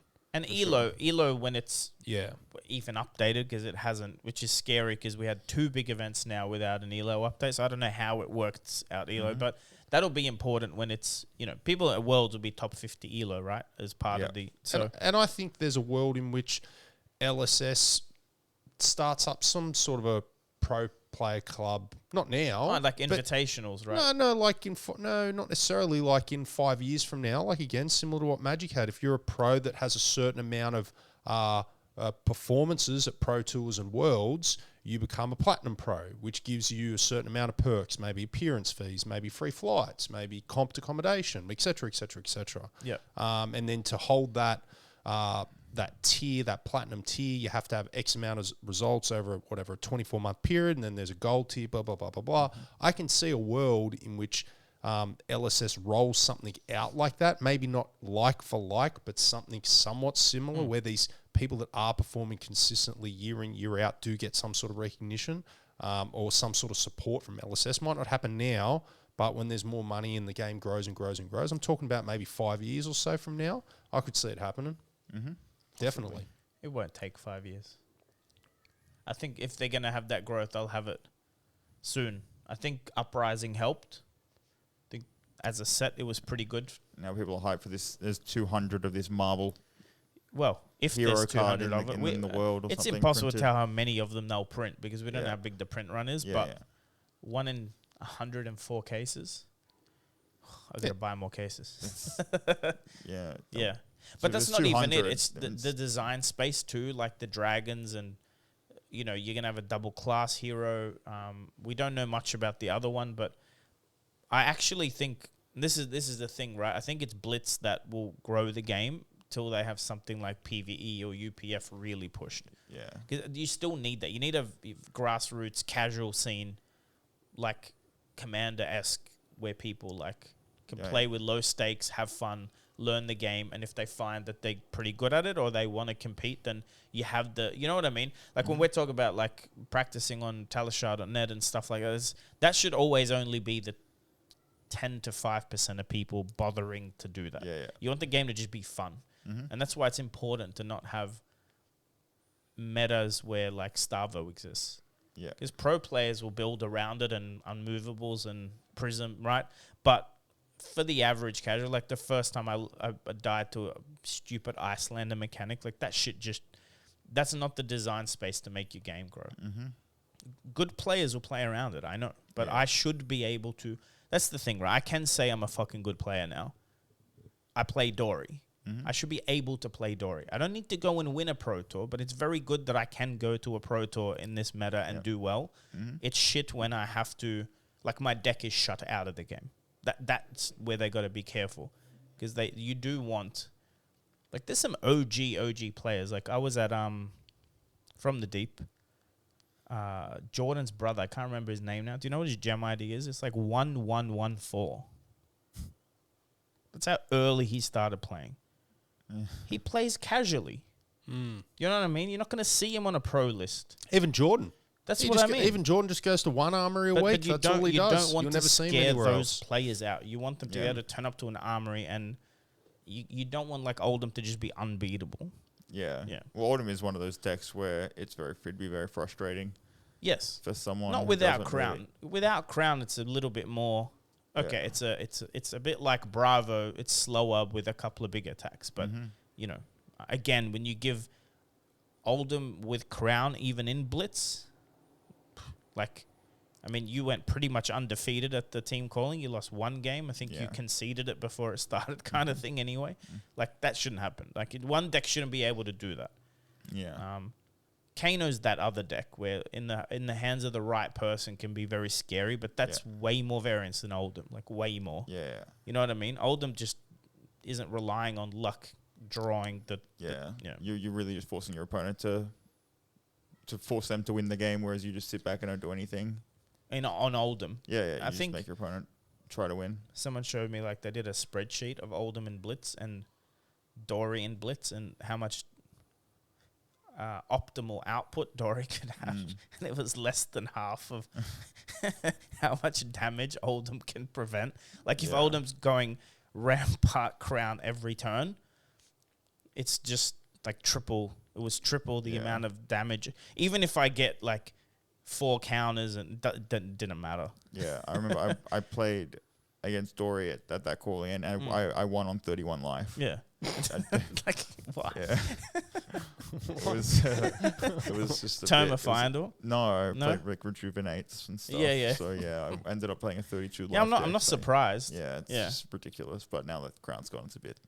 Well, it's not. By the way, I don't think it's a winnable matchup for Dory, but you definitely won't end the match on 31 health anymore. Do you know what I mean? Like, I will hit you a few times. Might get lucky with a twinning blade to get a counter. Yeah. You'll get rid of the counter the second you see a staunch. Yeah. And that's that, right? Yeah. Like, it's not the matchup for Dory, but I think, like, if you can go all the way back to when you played Fab for the first time, whether it was like the Ira Blitz decks, it's interactive. Yeah. I hope they just stick to some of the grassroots design of the game. Yeah. Drome, I feel, is way more interactive to play against than Prism. Yeah. Great shift with Illusionist, I think. Yeah. Because, yes, Droma will crap all over your warrior deck, but on occasion you'll get like 6 counters just off the dragons and feel like you were playing the game. Yeah. You know? I just think that, as I said, Monarch and Tails were just very... Yes. But they were big misses, I think, just because to go from WTR crew, that whole block to, all right, now I'm banishing 6 cards and playing cards off chain with my banish pile. Here's my Spectra shields where you have to deal with, like, you're on a clock against me, and then you have Tails Varo. It's like, okay, well, I'm going to attack with all my 0-cost cards, remove Tunic, attack with this. Yeah. Or it's Oldham where it's like, I'm going to ice react you. You have to play around 5 different ice things. Channel like Frigid, oh god, I have to sit here and calculate all my resources and all this stuff. Whereas before it was literally just like Valor attack. Yeah. And then it's like, I got his defense reacts. Like, do I just want to take it? My hand always was going to do this much, and they can't. Yes. It, you know. Whereas the game went like these sets are more simple. Like, even though dragons are complicated, that's what I'm saying. They're kind of just there. Phi, Dromai, even Icelander. Icelander's not doing Kano things either. Icelander's just look. If you can get Icelander without an arsenal, you can get tempo back. You know what I mean? You got to like survive till Icelander loses tempo. Yeah, I think power creep just extended way too hard in those sets. I think the game, because I think it could have been good if like those sets came out maybe in the next maybe 2023. If those sets came out in 2023, I think it's simpler. I think it'd be fun. I think it'd be all good because people would be like they kind of get the talents. They kind of like, there's a little bit of power creep going on. That was a big jump from Monarch to Tails. Yes, it was crazy. I've never heard it put like that. That's Not many people have that take on Monarch. I hear it for Tails, but that makes sense to me. Yeah. It makes a lot of sense. I think from my understanding, like, and LSS don't like, this is from a direct, like, talking to James about it. And he said this publicly. It was very much that was in the middle of the New Zealand COVID crap, where they couldn't work in the office for a long period of time. And I think their testing suffered.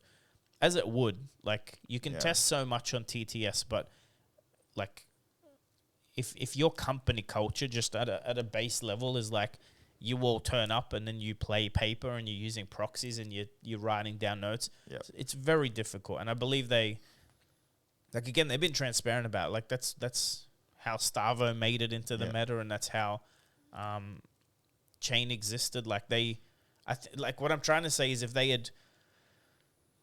had the resources and no COVID at the time, I think those decks and those sets would have been designed a little different. Because it's not hard to tweak it's not hard to tweak stuff. Yeah, like Briar wouldn't have ended up with unlimited embodiments if they tested it thoroughly enough. Yeah. And it's not that they didn't want to test it thoroughly. I think COVID really did a number on them. Like, I think they were struggling to survive as a company more than they were focused on. You know what I mean? Like, at a high management level. Yeah. And I just think that this creates a snowball effect, right? Yes. Like, Monarch comes out and you're just like, yep, cool, this is where we want the direction of the game to go. And then Tails gets released, and then like it's an adaptation of Monarch, which was just like bad. We'll say it was bad just because of like obviously like Prism got banned real quick, Chain's gone. Yeah. I think, and then all of a sudden they're like, okay, let's just like wash these sets out. Ignore that happened. This uprising is the first set where it's like, okay, It feels it's like it's a power down, which is like very it's a power good down thing. from those. It's definitely still a power up it's good. from WTR. But yeah. when you go literally any of the WTR or Arc heroes into Fire or Droma or Icelander, Yep. those matches are interactive. Yeah, I always said that Chain, Prism, Briar, and Oldhim are the 4 Sin decks that just they You're right, because Lexi and Bolton, they're great, but Yep. they're not like debilitating. Yeah, so Yeah. Chain will never lose to a mid-range deck, so don't even think about it.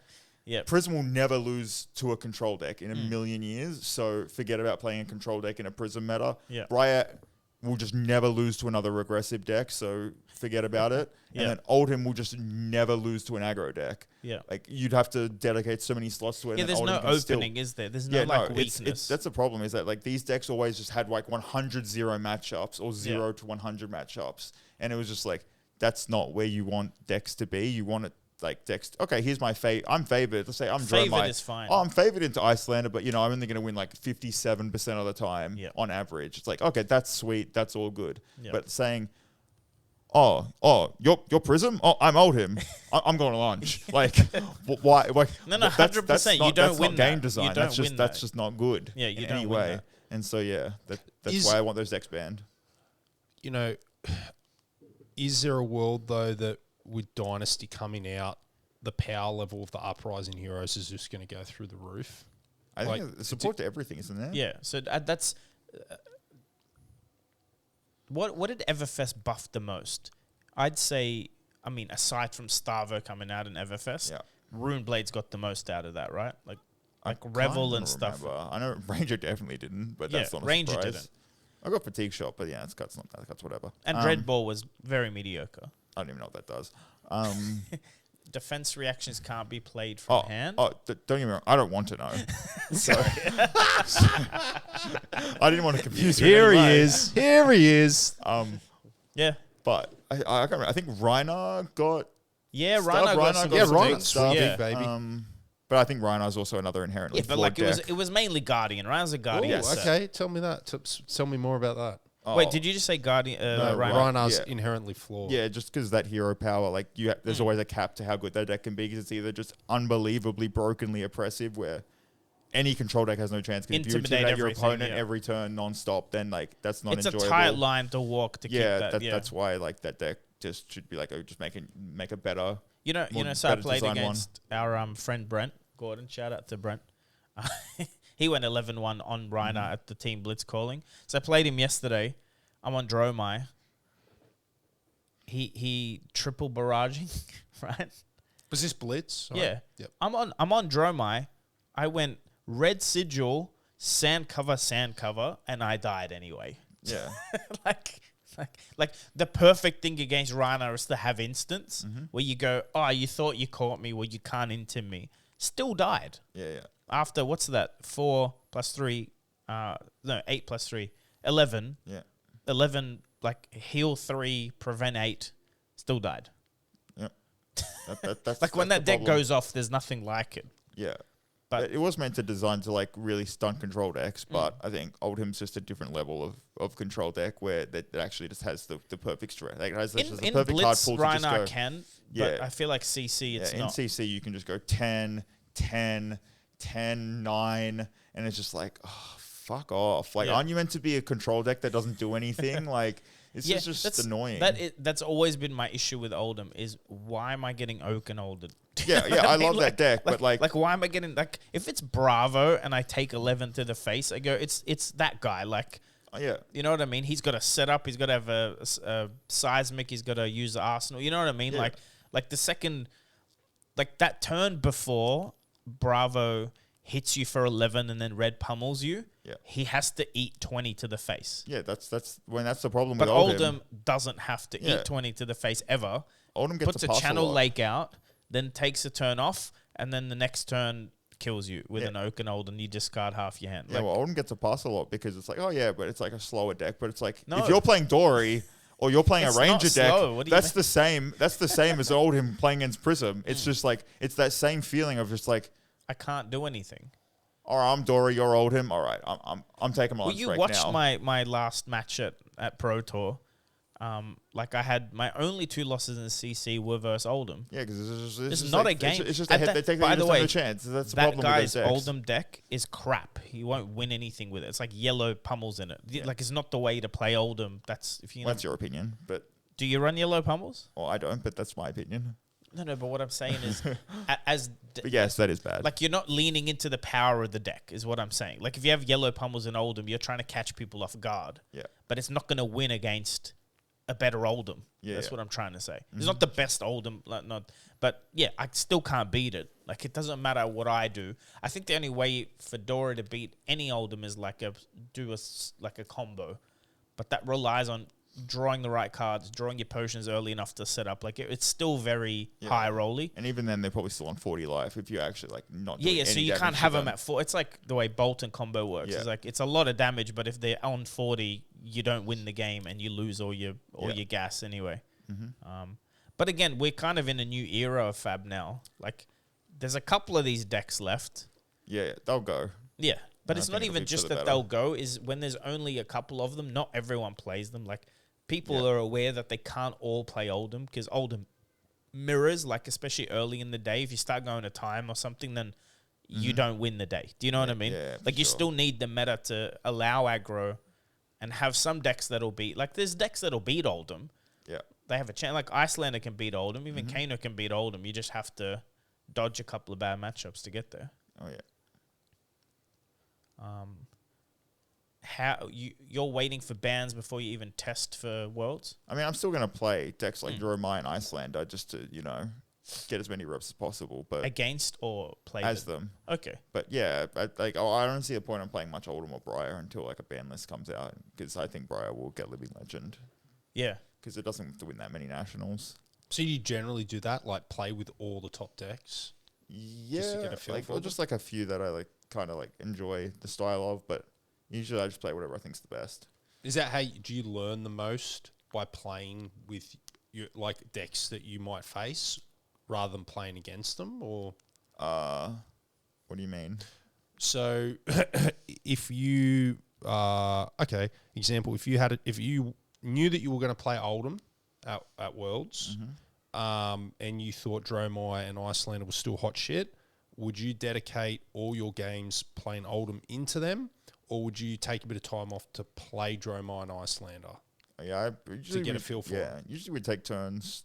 Okay. Some play Dromai, and then it gets you'd switch with your testing partners Okay. on who's playing what, and then get a feel for what they're trying to do and like what you can do better as their deck, and who knows, maybe you switch to that deck because you think it's better. So you'd never know. advise that to like little Timmys out there to play with other decks to get familiar with their lines. It's like pretty. I think it's important to have a couple of reps in every deck, just so you know. Yeah, Like even simple stuff like on Dromai, you get to look at someone's hand and banish a card, for instance. Not knowing what card to banish can you're supposed to have an advantage. You know what I mean? Yeah. If you don't even know what a good hand looks like on one of those decks, yeah. I think I learned. I think when you very very new, stick to your deck. Stick to a deck. But the minute you don't have to keep looking at your cards for 5 minutes to decide on the line. It's time to literally at an armory. If you have a friend there, switch decks with them. Go. I did that with Brent. I took his Rhinar deck. It was the first time I ever played Rhinar. I played it in draft, but never constructed. It's a good learning experience. Yeah. It's easy to misplay, but then you're you can see it. You can be like, oh yeah, that's right. Barraging, that comes first. That's a good card. You can see the lines. Yeah. Or you But just want to think about you playing Briar. You did well with it, but also you will never feel nervous sitting against the Briar now. correct. Because you know exactly what they're trying to do, and your decisions become a little easier. Well, that helped me even with WTR Farewell Draft. Playing the heroes in there, I'd never played them before. So it's the first time I played Bravo and Dory. I played Dory quite a few times, actually. I'd never played it before. So it really did help me when it came to you Blitz. respect them. You'll have less fear or respect them less because you're like, I know what those cards do. Like if you see someone go Warriors Valor swing with it, you're like, he most likely has a pump to make sure Warriors. Like, you just know because you've seen it. You know, it's important, I think. Yeah, it's just got to remind yourself that, like, if your friend is playing Icelander and you're playing Dromai, and they've played it like 3 times, don't expect the results to be indicative of what's actually going to happen in November against someone who's played 500 games of Icelander, which is why I like playing open-handed against people like that. So, like, you can both work on choose like, the optimal lines, or just play against yourself on like TTS, load both decks and draw up and play as both people, and just like think it in an objective sense, and don't try and play bias on who's better on like, I'm playing my deck, so I want my deck to win. So you're just gonna like intentionally misplay as your opponent, you know. So that's another good way of playing open-handed. I know people used to do that in Magic back in the day, and I've heard from the pros over there that was a real good way to test. They did a lot of open-hand games. Because you're assuming perfect plays. So you will see what the better deck is if you play enough reps. Yeah. And you like doing that, playing open-handed for certain test environments? Yeah, especially when you first start grinding a deck, because that way you can actually know, like, especially if a list isn't like set in stone. So like Oldham, there's a lot of small variations that like play styles and stuff. But if you're playing like a Dromai deck, which no one actually has like the optimal, I don't think it's been solved yet, or anything like that. It's like playing open-handed also helps you like fix problems with like the deck list that you're playing, and like, because if you end up with too many hands where you don't want these cards in hand, you should probably tweak it. See, Dromai is very much that deck that is. There's so many choices. Like, you can go Ravenous and E-Strikes and every D-React in the world, and then but there's this fine balance you got to find between how to kill Oldham is very different. Like, Wizards are easy matchup, but to kill Oldham, you really got to go wide with non-Phantasm cards. Yeah, like you could play a game and be like, okay, well, let's play my Iceland deck, and it's like, okay, here's my Sigil of Permafrost. You play like 5 minutes into the game, you're like, fuck, this card sucks. And then you just play a new game, you take it out, and you just try something else. Yeah. And then it's like, okay, well, then that's how you slowly deck gets into something. You just touched on something I've been meaning to bring up. A lot of people saying about like Talishar.net is people like quitting mid-game or something. It's like, that's really good. Like, if you're playing and you can tell like this is now a lost cause, or my deck isn't working, or my sideboard is wrong, don't play that through. Yeah. If you're testing, I'm saying, immediately get out of there, fix the deck, go back in. I think or you people just offer a quick rematch. Yeah, no, that's what I'm saying. But offer them a rematch. Like, I think people are taking their results on Talishar a little too seriously. Okay, it's a tool. It's a tool. But that's Jodrik's fault. He should remove the win stats. Remove it. Yeah, don't show me my win percentage on the deck. That makes me want to get wins, which is defeats the like. It says my win rate is like 67% on Dory, and when I lose a game, I really want to win another one. Yeah. But that means you may not be focusing on actually just making the deck better. Yeah. Or quitting midway to fix something. If you've only got a limited time, it's time efficient. I was playing against Fu. As soon as we, got to a point in the game where we knew one of us was going to lose, we just boom, next game. Like, for instance, but you save 5-10 minutes. 4 or 5 times. That's a lot of time. Yes. That's what I'm saying. If you're trying to get better at the game. Like, by the way, I do this in armories all the time. Like, if I'm sitting there and I misplay or something and I know this ends up in a loss, I just concede. It's even for my mental. Like, there's no point us playing it out. Some people go, you're tilted. It's like, well, I'm annoyed, but it's not at you. And there's zero reason. Like, we'll rematch, sure. Let's do a friendly, but like, you've won. It's easy. Yeah. Or I'll win on Dory especially, and I'll go, take your card back, block with that one. Do you know what I mean? And let's continue as if you didn't misplay. Yeah. And most of the time, I'll let people take card things back. I couldn't care less. No, I'll take the win first. Oh, no. Like, if I've won, I've won. Yeah. But what I'm saying is, like, what I'm trying to say is I'll have 4 cards in there, and they'll block with 1, and I'll kill them. And I'll go, all right, you should have blocked with 2 to stay alive. I block with 2, and then we finish the game out. Yeah. Usually at that point, those very small numbers, you'll still win anyway. It's not. But I try and learn rather than just win. Like, winning on its own, especially online, doesn't mean anything. Yeah, definitely. Especially in favored matchups. Like, in a favored matchup, you're not learning too much. You should be focusing on your like optimal lines, not getting a win, if you know what I mean. For sure. I think I saw a couple of people being like, people were like sharking on Talishar.net and just like, get a fucking life. I know.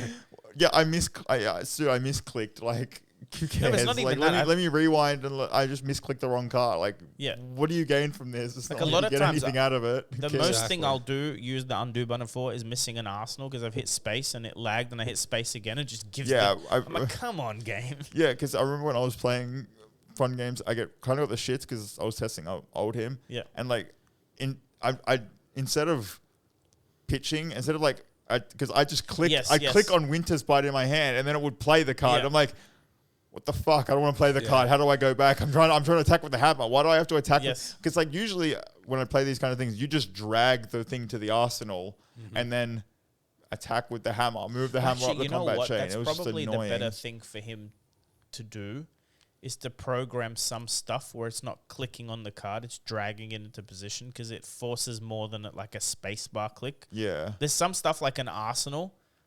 I shouldn't be able to like pass by the Arsenal thing like with a space bar. Yeah. Because space bar is also me passing priority before I can Arsenal, which is non-intuitive. Yeah. Do you know what I mean? Like what I'm saying is if I got an attack reaction in hand or it's not an instant and it gives me instant priority because of my chess piece. Yeah. You just hit space and anyway. It's also weird because when you have an instant in hand, yeah, it's annoying. It keeps telling your opponent you have an instant. I'm like, shut up, game. That's the thing. The best deck to play in Tower Online is Fly. When it's your opponent's turn, all you do is hold the space bar because you're not going to do anything anyway in their turn because you're just going to hit them with your whole hand. I'm pretty sure that settings, if you go top right, you can turn off a lot of this stuff. Okay. Yeah, you can turn off priorities. Yeah, but I think they should just follow. I think they need the poker online interface where there's a timer. Like you get 9 seconds per move and you can select. So when it passes prior, you can pre-select no blocks. Okay. Like so if you're not planning to block, it shouldn't wait till you can block to say I don't want to block. It should let you in your opponent's turn go pass on all blocks. Because in poker that really helps move things along because everyone gets a chance to raise or call or fold, right? But when it's not your turn, you get to pre-select it. Yeah, that's cool. Yeah, I think I know I was playing against Dash and I held the space bar.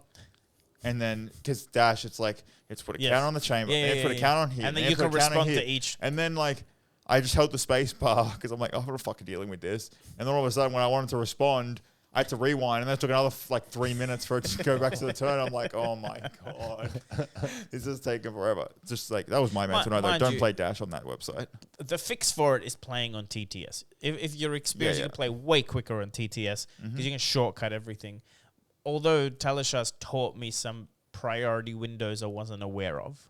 That's the good thing about it. Like, especially fucking up with Furnace against Icelander, where you go play a sigil, pitch a red into Furnace, but then because you've pitched all those cards, Wizard just kills you because nothing's resolved. You have no floating mana. You should wait for them to declare.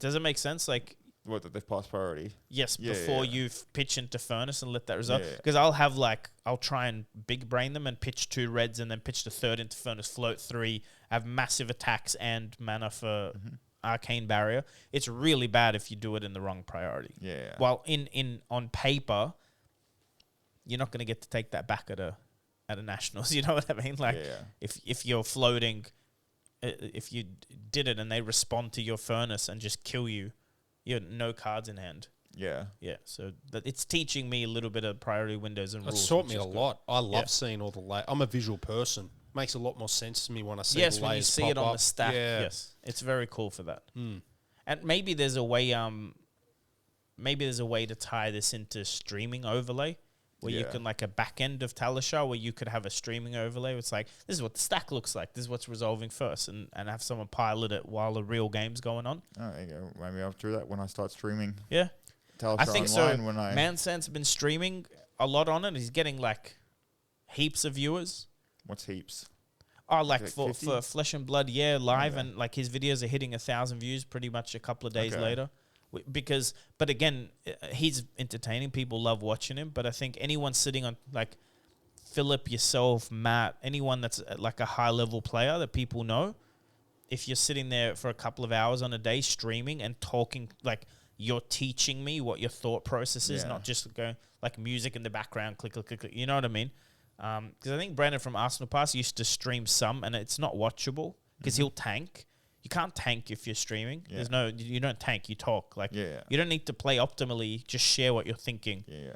You don't, like, do you understand what I'm saying? It's not a spectator sport. Yeah. So you need to commentate on your own. Yeah. Or get someone to be commentating while you're it's... Well, you'll be able to see it when I start doing that. Yeah. I start doing it when I open Well, up tell my when. computer. What, like, is that the plan now? Yeah, I'm going to start streaming when I get this computer. All right. It's all sorted Well, up. I'm down to help set it up. It's Yeah. not too hard. Yeah. So there you go. And then I'll be doing Patreon content with Awesome. Fab School with Dragon Shield. Awesome. So yeah, and then YouTube content myself. So there you go. It's all going to start happening now. That's good. Well, you're Australian champion. Well, yeah. Yeah. I guess that's a good If reason that's what to- you were waiting on. I guess it was. It happened. No, honestly, man, like legit, like I'm very happy you won. Like you've got to be one of the hardest workers in the room. I know last nationals you weren't even working a job, like you were purely testing and trying to win. Unfortunately, variance happens, and you can't always guarantee the win. But Now here I am. God, you guys look pretty stupid, huh? Having me on replacing Hayden Dale, the hyper elite, on this week's podcast. You're going to lose a lot of subscribers he for that. wasn't replaced. Hey, look, you know I'll Hayden. lose a whole lot of subscribers when I reveal after revealing that one. Gosh. I think. Have you reinstated the channel yet for Fab School? Will it be the same channel? It's a new channel. Okay, send me the link so I can change the links on my end. Yeah, I'll send it. It's been up for a while. Just Okay. doesn't have videos of subscribers. That's fine. Yeah. Dude, people used to ask me all the time when it's coming. Like, people want this kind of content. Like, Arsenal Pass is great, but there's always room for more. Like, you know what I mean? Because like I said, like, Hayden's obviously accomplished, very well spoken, has some good ideas, but he's not always going to be right. He's not always playing the same. Like, I don't think you guys have ever played the same deck. Does that make sense? Like at an event. Yeah. But that's good. That's what you need. The whole, like, you don't want everyone agreeing on what the best deck is. That's the whole point. Yeah. I'd love to see. Like with that, I just got a question. It's been burning. Who is your most formidable opponent in Australia? Who do you sit down to? You're not saying you think you're going to lose, but you think, geez, this is going to be a cracking game, and you know this person's going to bring it. Is there one person that stands above the others that when you sit against them, you're like, okay, this is gonna be a test? Fluke and Box, of course. Whoa! I've never beaten you in a game. Yeah, either have I. Actually, have we played a CC game before? Yeah, I think I mopped you with Starbo, but that's Yeah, Starbo. Starbo, yeah, yes. But yeah, that's not. Is that a doesn't- pro really won't quest? count. It was a pro I quest, don't think right? it counts though. No, Starbo, it's fine. Starbo, Just- Starbo. Like, Doesn't we haven't see. actually played many matches. Yeah. I think I've versed Hayden 2 or 3 times because Yeah, I've never played you in constructed. But to only be a honest, couple limited. you've never played a lot of armories. That's the Yeah, thing, right? nah. Like we'll see other people around. You tend to not come to just an armory. Yeah, because they're far away. Yeah. Like, yeah. No, dude, if RC you're- was good, but that's probably as far as I'd go. Like that's what I was gonna tell Paul. If you're trying to test for nationals, don't go to armories. Like that's a waste of time. Like I did, like, and I'll play my deck, but it's not even the skill level. It's the meta's way too tight with 6 players. Like it's not a good example. Yeah. Because I'll go to Pro Tour and come 42nd, and then I'll 0-3 in armory because everyone was on Prism. Yeah. Do you know? Like that doesn't tell me anything. Yeah. Especially now with Talshar Online, like Yes. the fact that you have to go out, go to the armory, wait for people to fuck around, deal with the variants before the event starts, play random opponents that you don't really want to verse. Like, if my round 1 opponent's playing Azalea, I'm not going to learn anything from them. But, like, now, because it's an armory, I'm just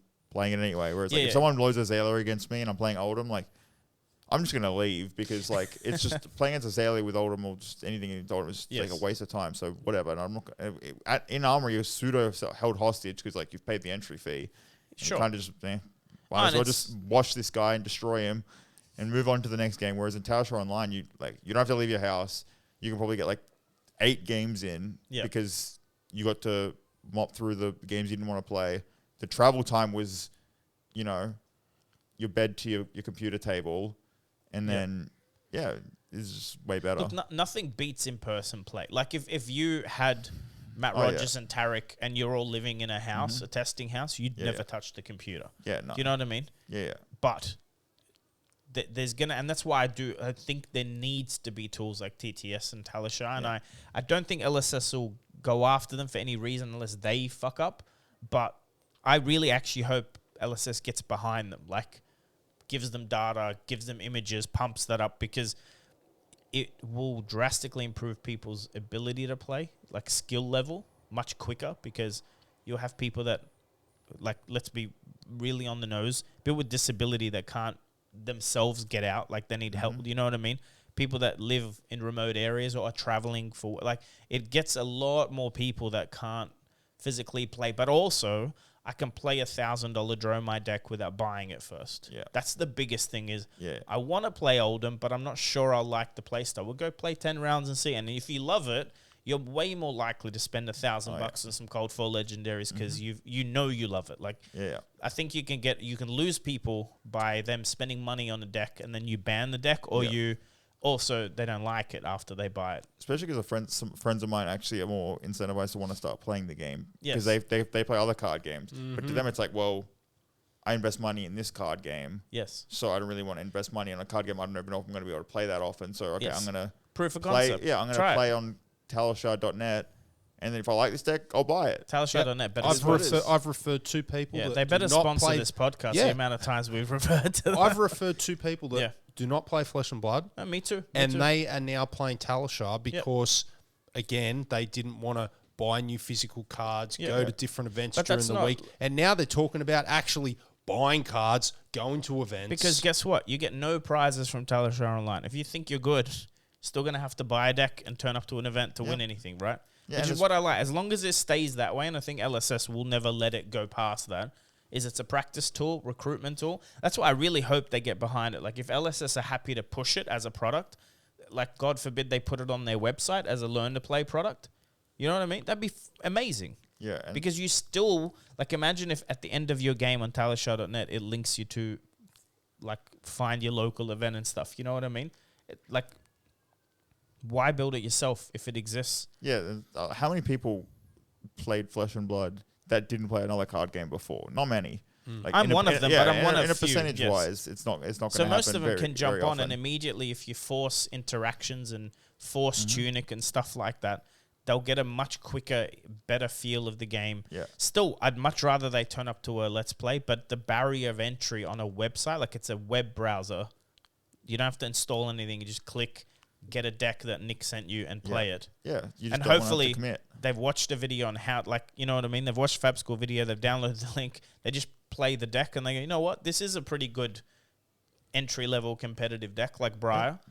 Suddenly, they're on the trade page going, Yeah, and then all of a sudden want you to can, buy like, Spellbound Creepers. Yeah, and all of a sudden, like, you can, like, I'm saying I could do this where it's like, I'm playing this deck. Okay, here's my deck list. I'm going to post the list to TCG Player, which is like, it's all pre. Filled in. Yeah, and then, like, the price is already set. It's all from one vendor. Like, I could say I could like, get something, like, done with one of the vendors in America or something. 100%. Like Hamol, and say, okay, well, go on The your bazaar.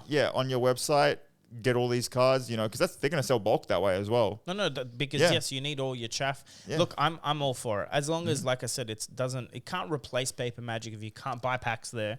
You can't win any prizes. Yeah. No armories are run on there. None of that should happen. Nope. Yeah, as long as it's a game and it's a TCG only.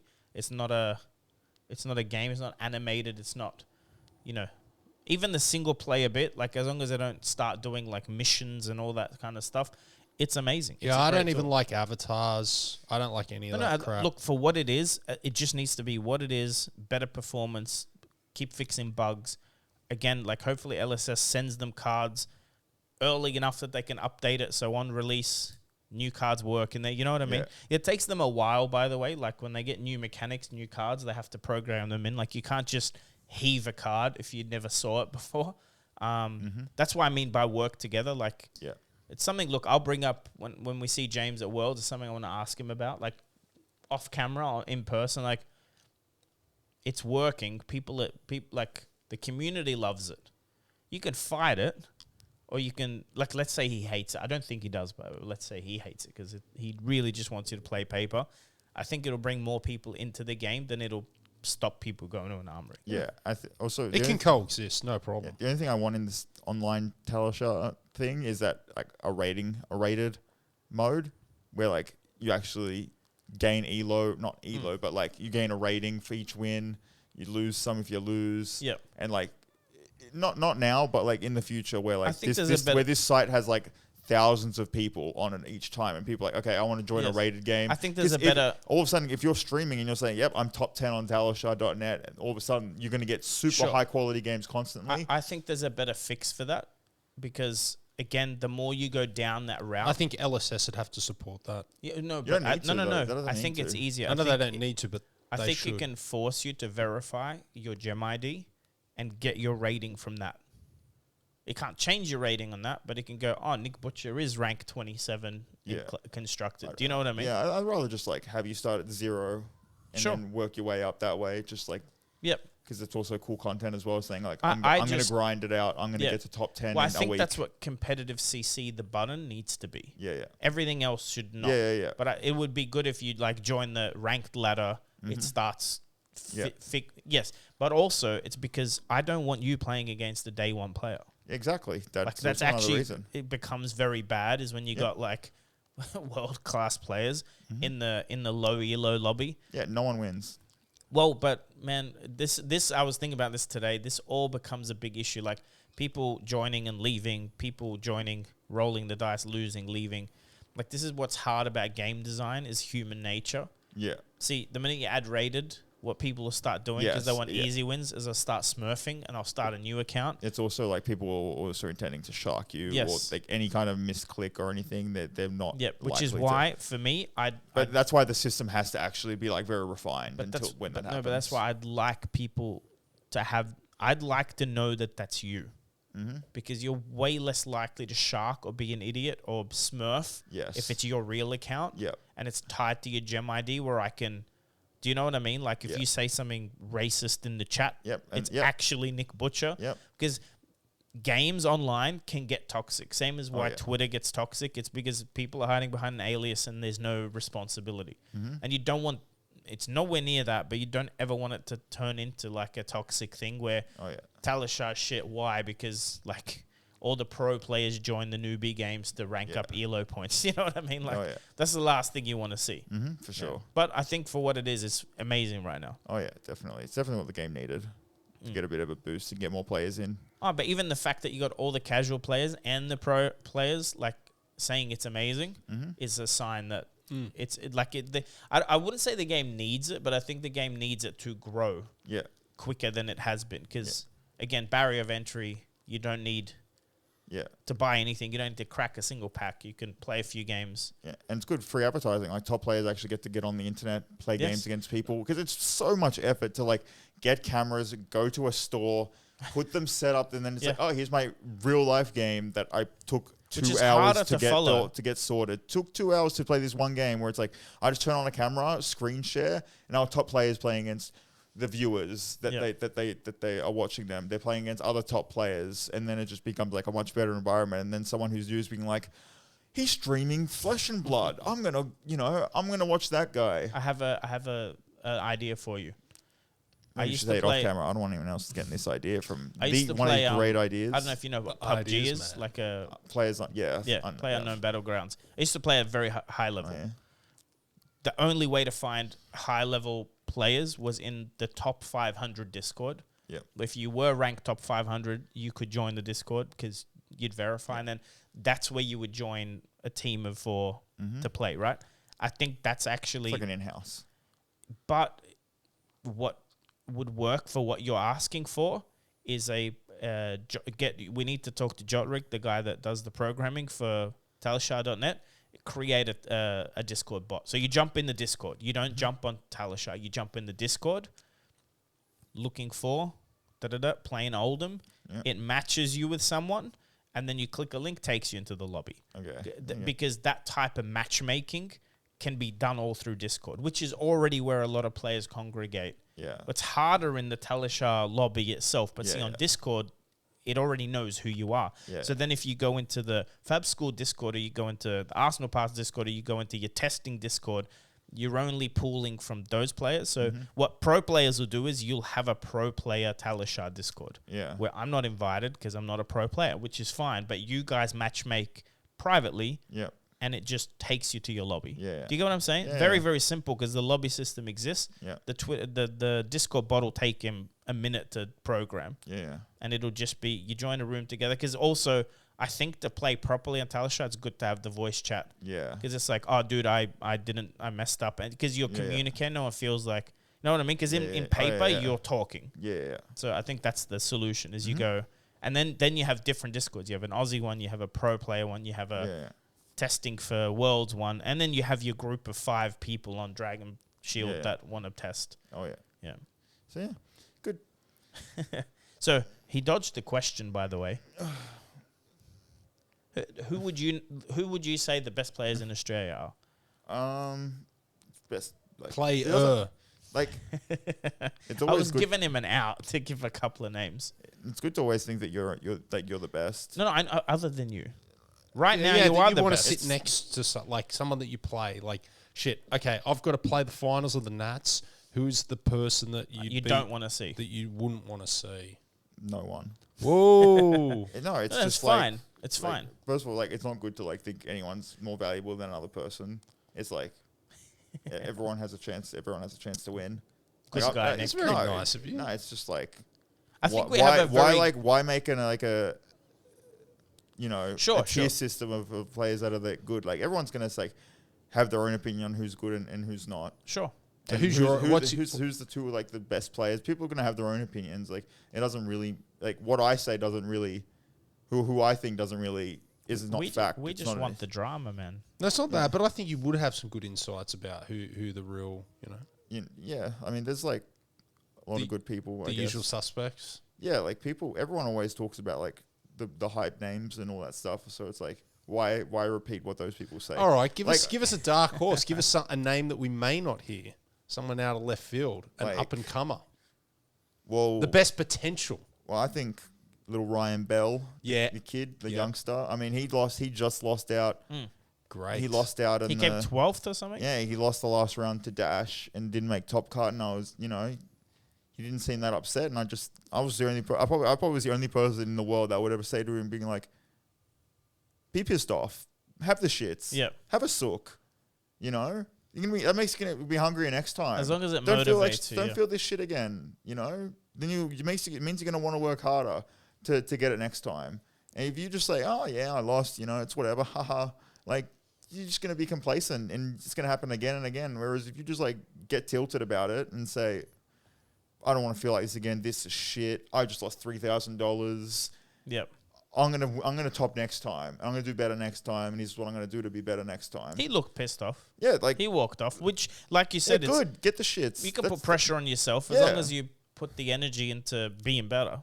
someone says, "Oh, just shrug it off. It's just a game." Like you freaking showed up to Melbourne. It's not just a game. You've there to win. Like that's it. Like it's just the reality of it. Yeah, no. Only one person can win. Like that's fine. Yep. But with a good mindset like that, like he played Dory for like the first time I've ever seen him play Dory and lost on the bubble. And have a good mindset. The kid could be a world champion one day. You never know. He could. He's still very young. He matures a bit more, most definitely. Should we cancel on Hayden next week and have Ryan Bell on instead? Oh! By the way, I didn't cancel on Hayden. At the end of the day, you won and you get your moment, especially because I knew the second you won, you were probably going to be way more motivated and the timing's right for content and stuff. Everyone knows Hayden and he's on next week. I'm just saying, you've just lost a whole bunch of subscribers because no one with normal cognitive function would ever select me over Hayden Dale in a hyper elite like Nick, that any day the of thing the week. is, That's all I'm saying. maybe that's how you see yourself, but we wanted you and not Hayden today because you just won nationals. Always a The reason people, for everything. no, the people would want to talk to you. Also, I know. like, You want to know how many people asked me to be on their podcast? I appreciate you coming. That's right. No one else. However, my manager, Tariq Patel, said that people reached out to him to try and get me on their thing. I was just like, yeah. The first time I ever saw you, Nick, was on Outcast Haven podcast last year. I freaking loved it. Yeah, I'm usually a lot more outgoing than this, but I'm been up since like 4:30 in the morning, so You're pretty also tired. trying to be professional. That's the problem. Not really. He's been told to behave. Also, well, that's like us. You've been up at the gym 4:30, so have I. And also, like I like having like free flowing space. The fact that I have to stand in this. Yeah, position well, is you also, get like, used to it when you do a podcast. Yeah, I like The audio is amazing. I still got to order the other headset, but if you had the audio on, you'd know how much different it sounds when you move around. It's just very good audio, but you got to like talk into That's it. fair. That's your setup. It's all good. Yeah. But you'll hear it back and you'll be happy because we've done an interview on my couch. The audio is mediocre. This is good shit. Yeah, there you go. Yeah. All It's all right. coming together. World exclusive Nick Butcher, Yep. Australian creator. national champ. And content creator coming soon. Yeah. Like, probably Look, the next man, couple of weeks. I Even think- I'm trying to get as quick as possible because like you gotta like really like fit into the Yep. thing. I saw a Man. bunch of people talking about my deck and all this stuff and talking about me as like, oh, I'm one of the best in the world now. And all of a sudden, but before last week, I was like, Yep. isn't that Matt Rogers' testing partner? Whoever that is. I think Like, here's the thing. Now all of a sudden, I'm one of the best players in the world. These sheep. No. You've always been so. Let's get a few things clear. You are one of the best players in the world, and you know it. And most people that know you know it, right? Just people on the internet may not know it, but that's not the point. Second, you're fucking funny and likable. You streaming can easily become the biggest Flesh and Blood content creator if you get a schedule and keep it up because you'll be entertaining and when you talk shit, you really talk shit and people love it, but also you're very good. Do you know what I mean? Like Paul and I talk shit and we're not crap players, but we don't have accolades, right? And we like for the amount of time we play, we do all right, but we're not you. You know what I mean? Yeah. I think you'll go a long way if you when I you finally do have an accolade. exactly. That's right what here, I'm saying. This thing. That's my Heavy point. trophy. Yeah, and it wasn't in like you were not in a meta where you were playing a broken deck. Like you like Starvo meta when people won with Starvo. I feel like they did themselves a disservice. No one's gonna remember a calling winner on Starvo. Do you know what I mean? But you played in a pretty open and fair meta. You had matchups you could easily lose. You won matchups you lost to earlier in the day. Like you won that thing. Yeah. And you might even defend it and keep it next year. Who knows? Well, there's going to be some solid competition, you know. Yeah. Ryan Bell up and coming. 100%. Oh, even Paul and I, like we're starting to get up there. Yeah, Way up there. Hey, like you did way better in the RTN season than I did. I got into Pro Tour on XP, but you actually won your invite to Nationals. It wasn't XP.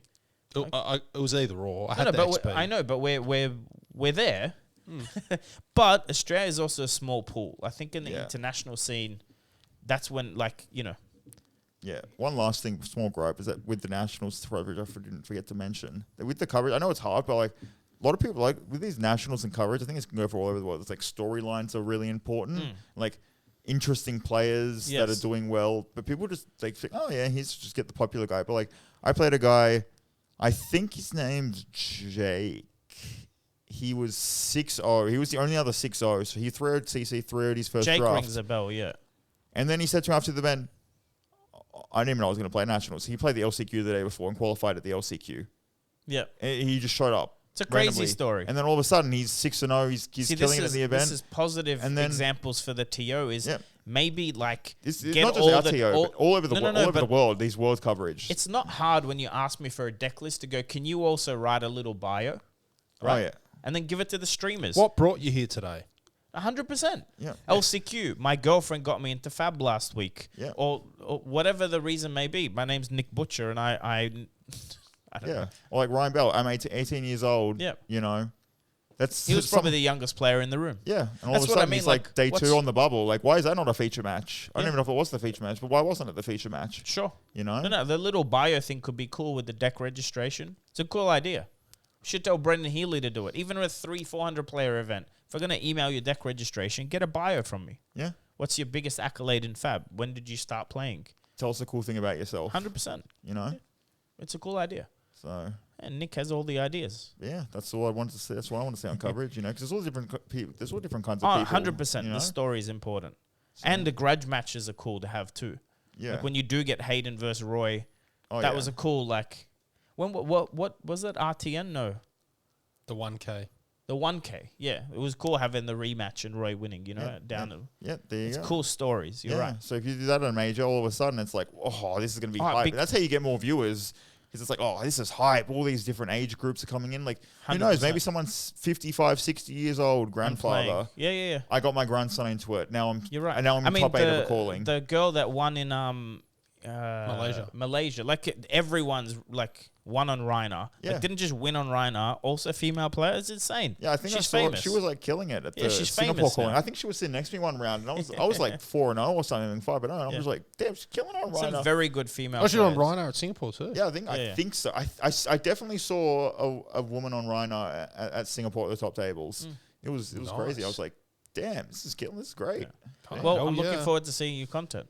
Yeah. I'm looking forward to Hopefully it's jumping good. in on some streams. Yeah, You're gonna stream on the channel on YouTube. on Twitch probably. On Twitch, yeah, you got to start on Twitch. Yeah, YouTube yeah. takes a while to let you set up. Yeah. Yeah, no, that's cool. All right, well, we're gonna sign off here. Any last words, Paul? Congrats again, mate. Yeah, It's well awesome. deserved. And I can't wait to do a big workout with you in San Jose, mate. Let's get those reps in and before you hit the world champ. What do you reckon? Yeah, before I win it. Yeah, why not? Yeah, all right. I'm down. Awesome. We'll All be right, there guys. supporting you in the flesh and blood. We're gonna sign off. All Subscribe if you haven't. We're I think at like close to 500. I haven't checked in a while because I've been away. But subscribe, like, and We're back, baby. We'll see you next week. we'll see you next with week. an episode. All right, guys.